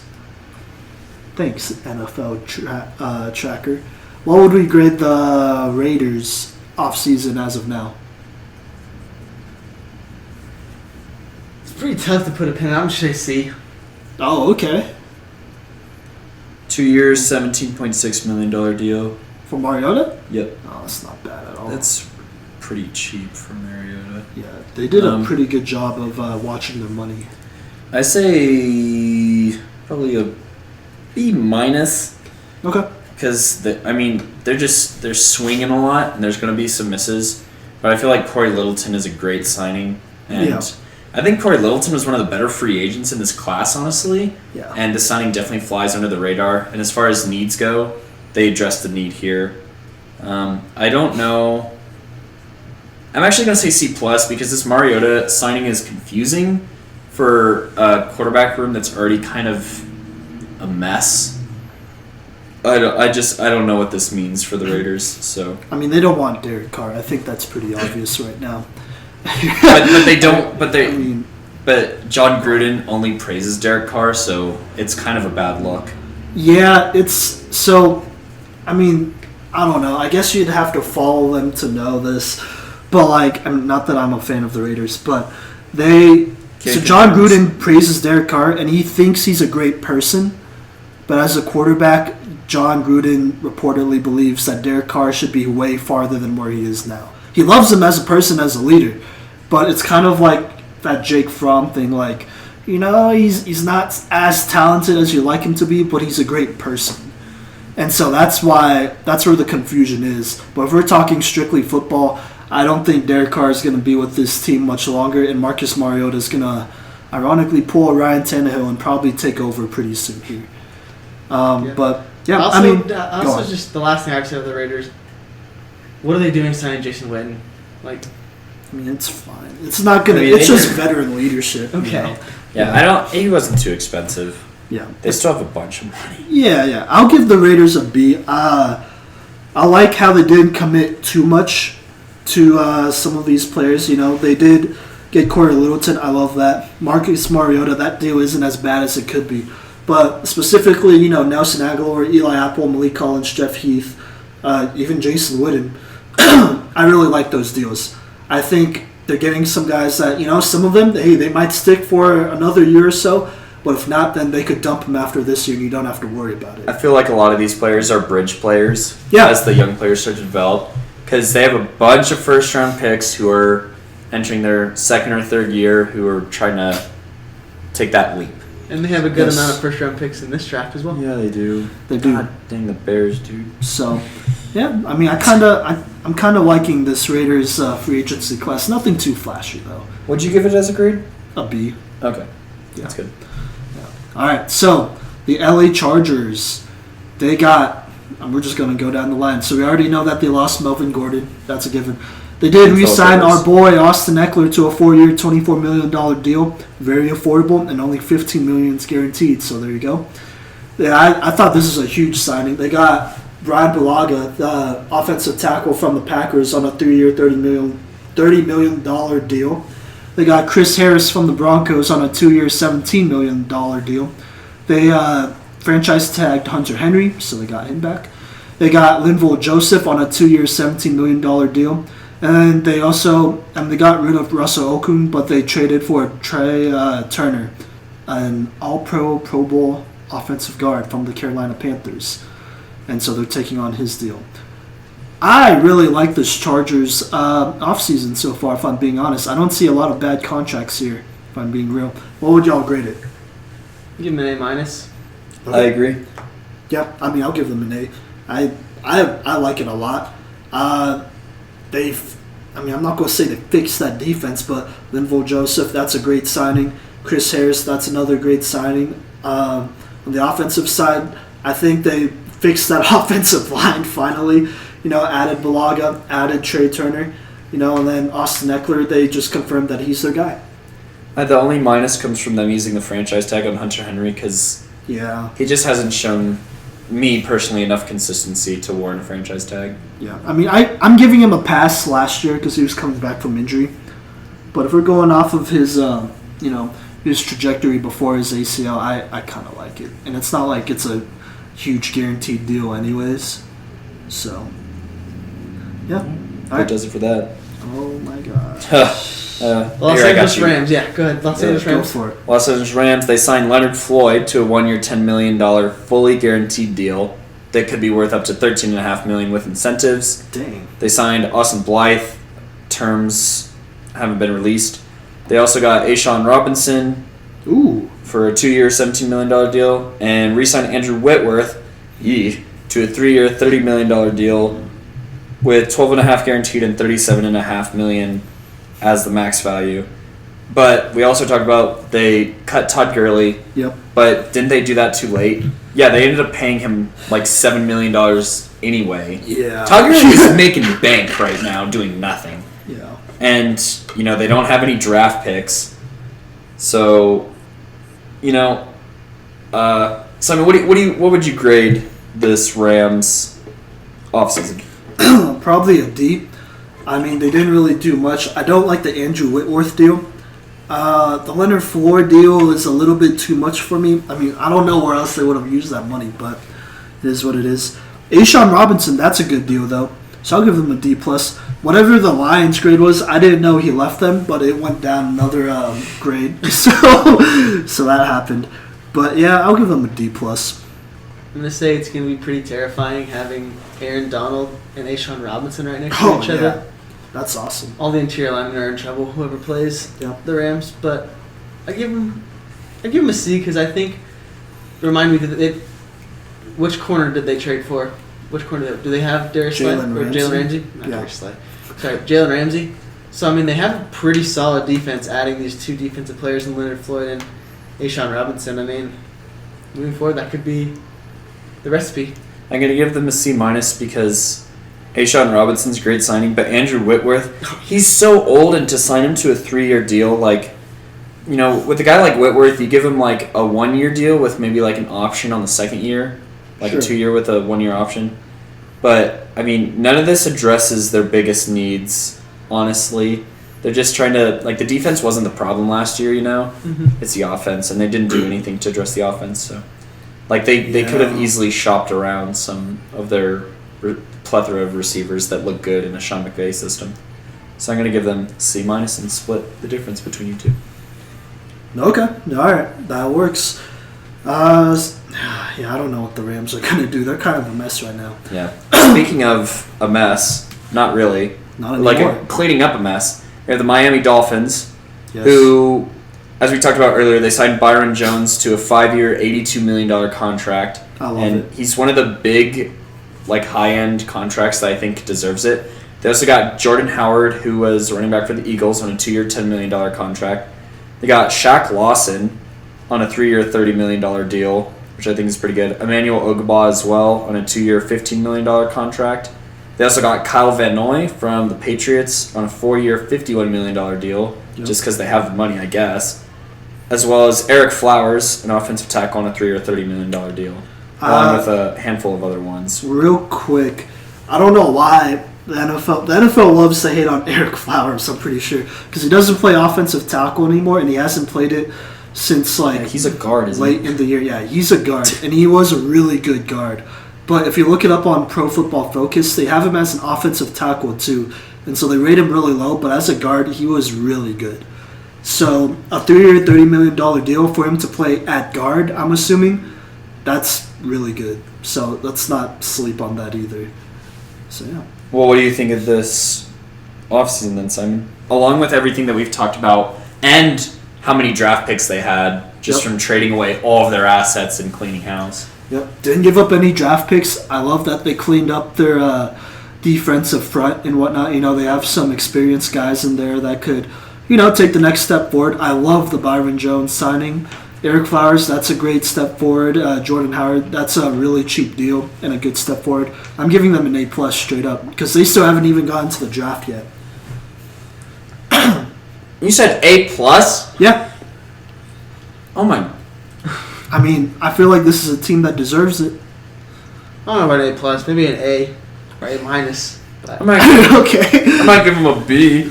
I mean, it's not like I'm going off of what they had to work with, and I mean, in my opinion, they got a running back who they could lean on, at least for this year. They got a starting guard, they got a starting corner, They got they got 2 starting edge rushers, and they got a starting linebacker. I think they overpaid for Kyle Van Noy, personally. I think Yeah. Van Noy is a system player. Well, good thing it's Brian Flores' system that he's stepping into, the former Patriots DC. Yeah, jeez. I mean, there's a lot of signings here. I feel like an A means that signings translate to wins. Yeah. And I don't see this really making the Dolphins like that much better of a team. So that's why I give them B's, Really? because I think these are all good signings.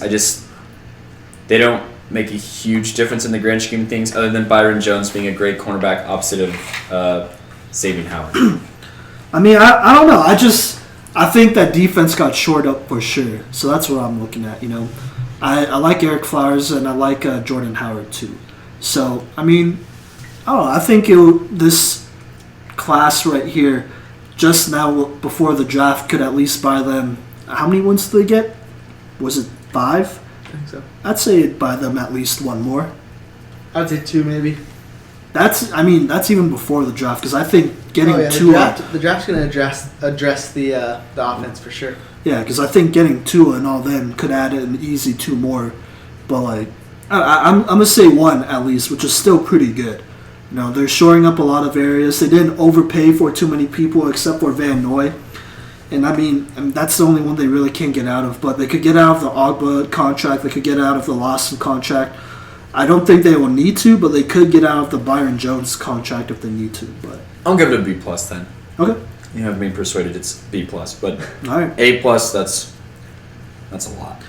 Fair enough. All right, we got the Minnesota Vikings. I am not a big fan right away, but we're going to go through them. Not a lot happened.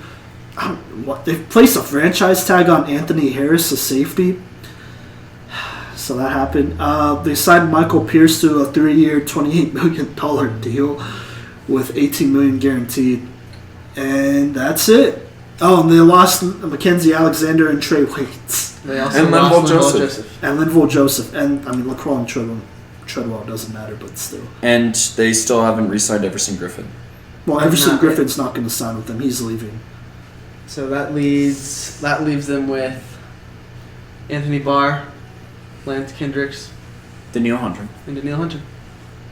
On Wow. the defensive side. Yep. Yeah, I'm not a big fan. This is Jesse. You're the Vikings fan here. Tell us what you think as a fan of the You go Vikings. first. Oh, well, it's definitely an F. Okay. That's not surprising because you know how much I've hated on what's his name? Zimmer. Yeah, Mike Zimmerman. Mike Zimmer. Or Mike Zimmer, yeah. You know how much I've hated on Mike Zimmer. He's not a good coach, and this just shows it. Boy, he's not the GM too, is he? Their organization is not ran very well, so. I mean, it's an F, but it's not surprising to me. All right, well, I'm giving them an F too. I would have said Michael Pierce is a good signing, but they kind of overpaid for him, and then they didn't really do anything else after that. Between Michael Pierce and Linval Joseph, I think you're supposed to keep Linval Joseph. Yeah, also what it doesn't Yeah. say is that they re-signed or renegotiated Kirk Cousins' contract to give him more money, and they traded away Stephon Diggs. So, Oh yeah, that too. Sorry, I F. forgot about that. minus. Yeah, F minus Yeah. maybe. No. I mean, they got a first round pick out of the Stephon Diggs trade, but Yeah, but still, yeah, no. not a fan of the financial moves they made. This is really bad. Yeah. I mean, the first thing that comes up is Dan the Bailey. kicker. So Yeah. Yeah, and he wasn't even. I mean, he was fine, I guess. He's okay. He still missed some kicks that he should.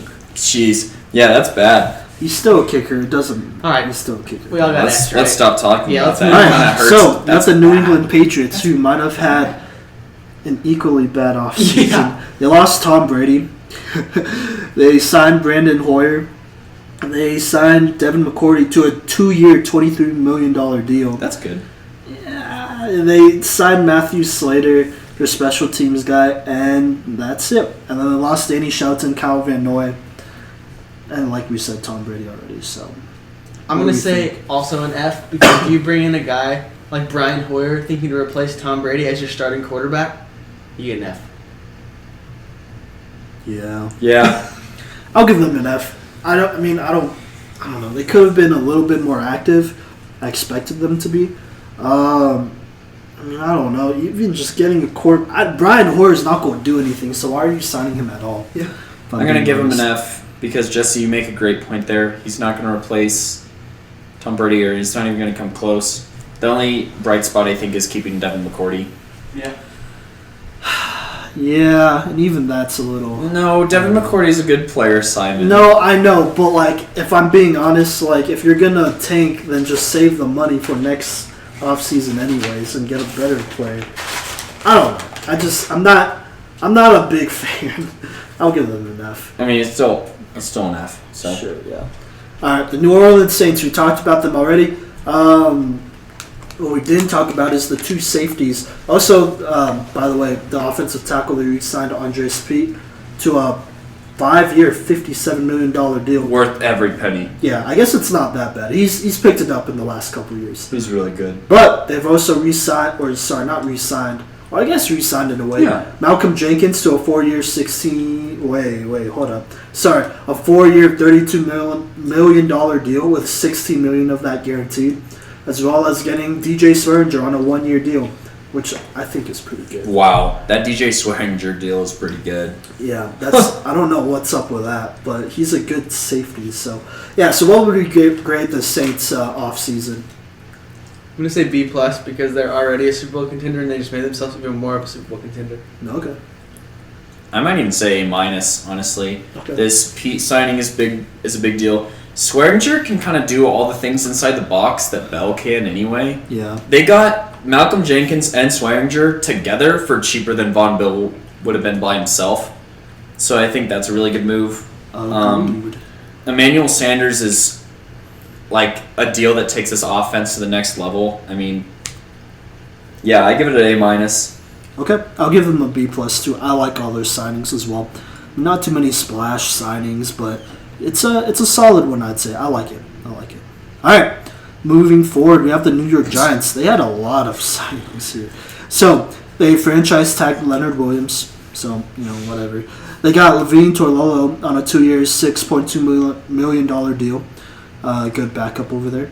They got Colt McCoy. That doesn't say the he's deal. still in the NFL. But yeah, they got him. They got Blake Martinez, which I really like, to a 3-year, $30 million deal. They got Deion Lewis to join the team. Signed to Cam Fleming, an offensive tackle, to a 1-year, $4 million deal.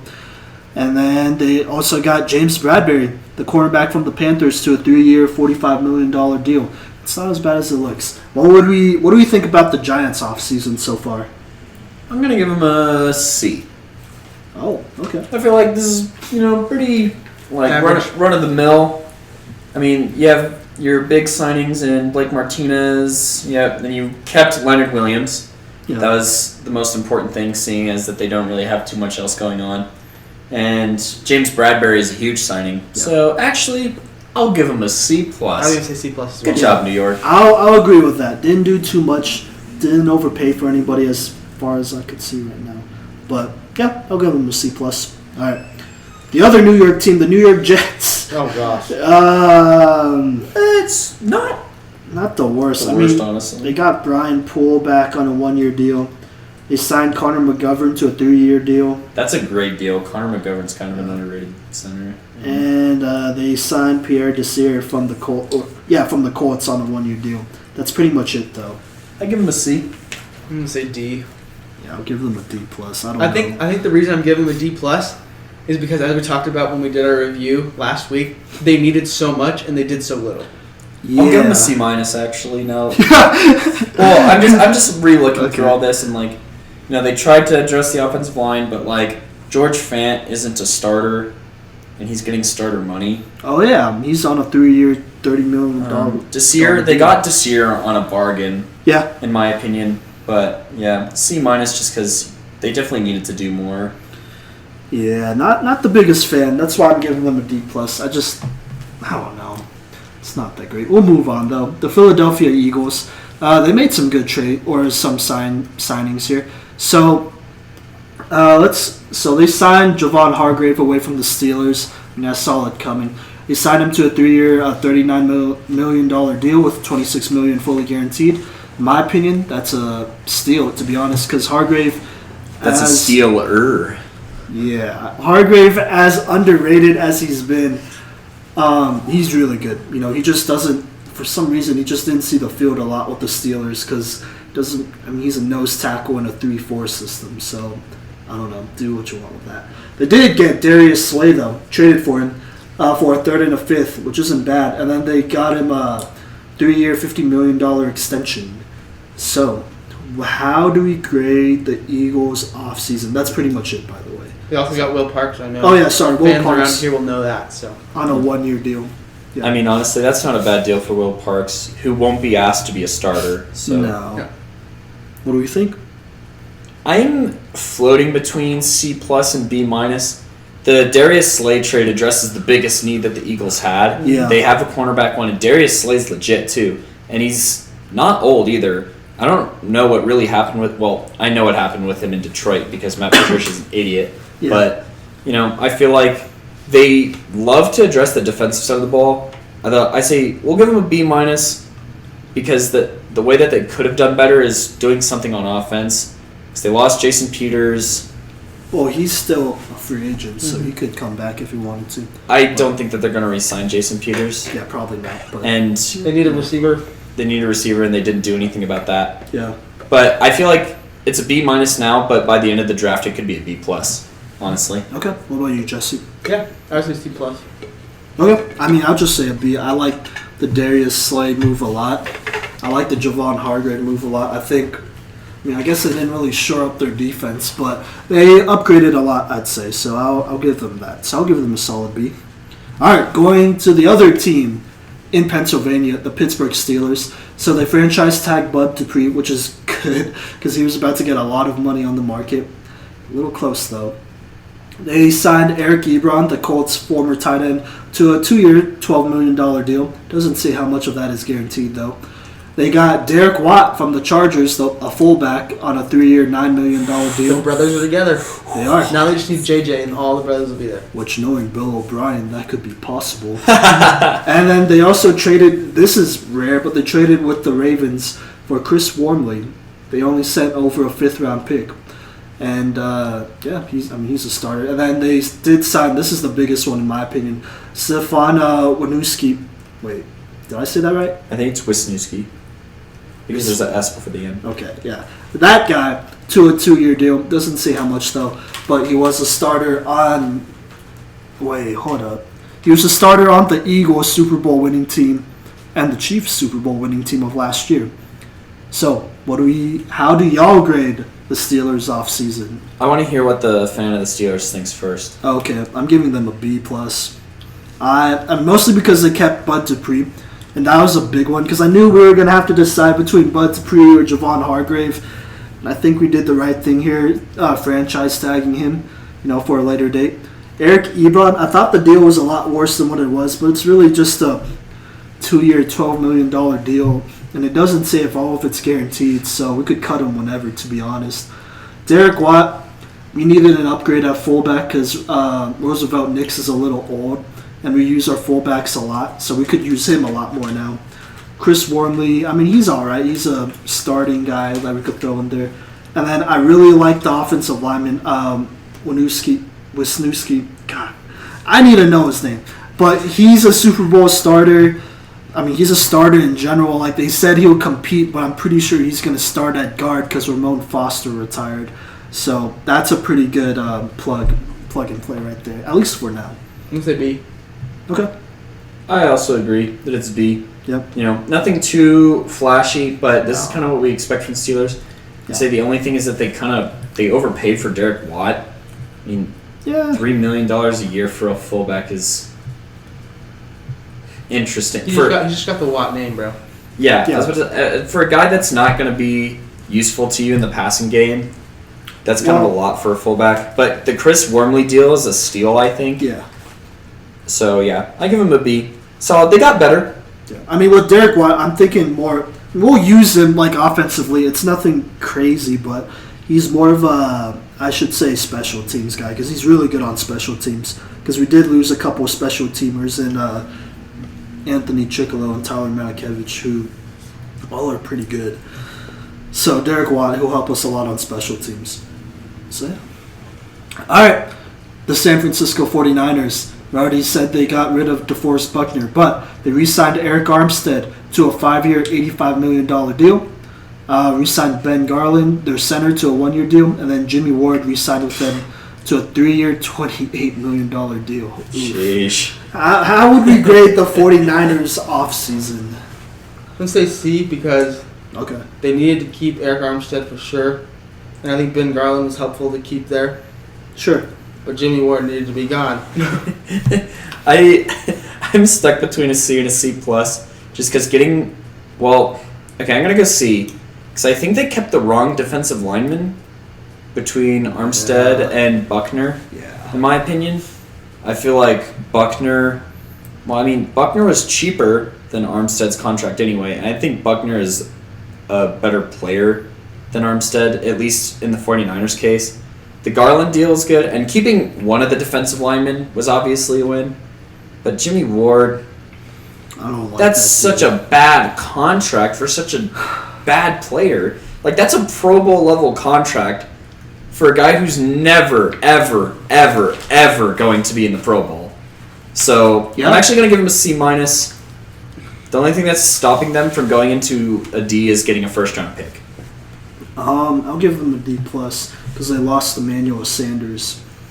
So that one, True. yeah. And then for all the same reasons you said, Kodey. So, yeah. Yeah, we're all in consensus on the Niners kind of having a bad offseason. Yeah. I mean, it's not as bad as it could have been, but could be better.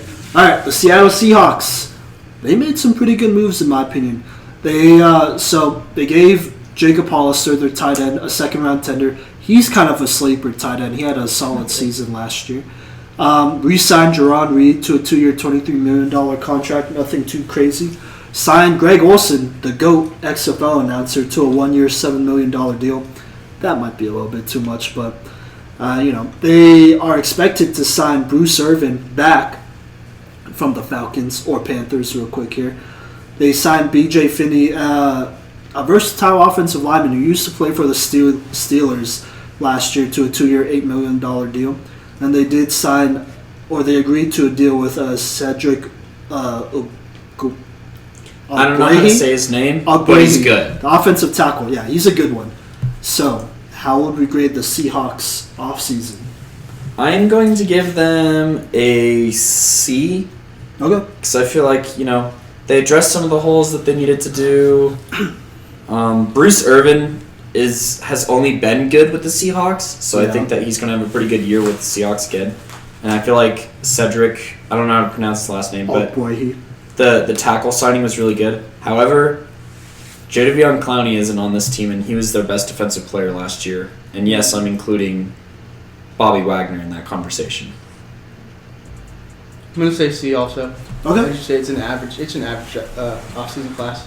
Yeah, I'll agree with the C. I would give them a C plus if Jadeveon Clowney was with them. I'd give him a B minus if they got Jadeveon Clowney back, really? honestly. Well, yeah. I mean, I like the B.J. Finney signing. They've been needing to fix that offensive line, and he's someone who could play tackle, guard, center, whatever. He's a versatile guy for the Steelers. And then locked up Jerron Reed like that. Not too much, though. Not a lot of bad contracts here either, so there's still some working around. All right, so we're going to move on. The Tampa Bay Buccaneers is next, but we kind of already talked about them. What would we grade them? I'm going to say B plus because they pretty much went out and got what they needed. I'm going to say A minus because of them keeping JPP and franchise tagging Shaquille Barrett. I think those are both really big deals, honestly, as far as keeping their front, their defensive front intact. And then, honestly, I give him an A minus just for not re-signing Jameis Winston. I feel like in this quarterback-thirsty league, it's really easy to fall into a pit like that. But then they got Tom Brady. And it's a huge win for the fans, too, honestly. Yeah, no, I agree. I'll give them a B plus, though. I mean, nothing too crazy. Got JPP back, sorry. And then Shaq Barrett as well. Tom Brady, obviously, he's a great signing. So, give them a B plus. Not losing Shaq Barrett is huge. Yep. We already talked about the Tennessee Titans. I mean, they got Vic Beasley on that 1-year, $9 million deal. What would we grade this offseason for them? I'm going to say B. because Okay. they didn't make a bunch of moves, but they again, like we talked about earlier, they re-signed who they needed to re-sign. Okay. What do you think, Simon? I'll give him a C plus. I mean, nothing too crazy. A little bit above average, you know. Got Vic Beasley to fill the hole. Lost Jero Casey though, but yeah, I'll give them a C plus. They also did lose Jack Conklin. Yeah. Oh, that too. Never mind. I'll give them a C actually. That's kind of a big loss, to be honest. Yeah, I'm gonna go B minus. Just, I mean, they had a ton of contracts that were on like the final year, so I feel like they did a really good job of keeping Derrick Henry and Ryan Tannehill. And then I feel like Vic Beasley is a pretty good signing. And then Jero Casey, I mean, it looks like a bad loss from like a depth chart perspective, but it's a good gain in the salary cap department. Maybe it came a little too late though, because they probably could have kept Jack Conklin. So B minus. Okay. All right. Sounds good. All right. So we'll move on to the last team, the Washington Redskins. So, despite us saying this all off season, Brandon Scherf has been franchise tagged, so he will stay with Washington for now. They also got Kendall Fuller on that 4-year, $40 million deal. Not as bad as it could have been. They signed Thomas Davis to a pretty cheap 1-year, $3.5 million deal. They traded for Kyle Allen. They only gave up a 5th-round pick. And then they signed Sean Davis, safety from the Steelers, to a 1-year, $5 million deal. What do we think about Washington's offseason as of now? C minus. C minus. Yep. C minus. They still have Trent Williams Yeah. for no reason. Yeah. So, and I mean, trading for Kyle Allen doesn't make a whole bunch of sense to me. No, I mean, you're just replacing Colt McCoy, to be honest. I Or personally Case think Keenum. I would actually give him a C if Alex Smith retired. I know it's not on them, but he's just sitting there taking up cap space and a roster spot. Like, he's not going to play. He will not play. I mean, if Yeah. I was Alex Smith, though, I'd be collecting those checks knowing my leg is never going to work the same again. Yeah, same. I'll give him a C. I like the Kendall Fuller signing. I didn't like it when they traded him away, but they got him back, and it's not a terrible deal. Only $10 million a year, and not all of it's guaranteed either. I love that they brought back Scherf. Hopefully he plays for them though. Kyle Allen, you add some depth behind Dwayne Haskins. And Sean Davis and Thomas Davis both aren't the worst signings. They're both solid veteran backups who could enforce that defensive culture for Ron Rivera and them boys over there. So, yeah. All right. So that is NFL free agency. This is a really long episode. It is. It was a big one. But COVID-19's going around. What else do you have to do but sit here and listen to us talk about sports? Like, Yeah. just sit there and listen. Yeah, we had to. So that is all over for now. My name is Simon Villanos, Kodey Stoffer. I'm Jesse Booten. and this is probably the last time in a really long time that we'll all be on the same podcast together in the same room recording. Get excited to hear Simon over the phone. Ooh, or something like that. We'll figure something out. All right. Catch us next week.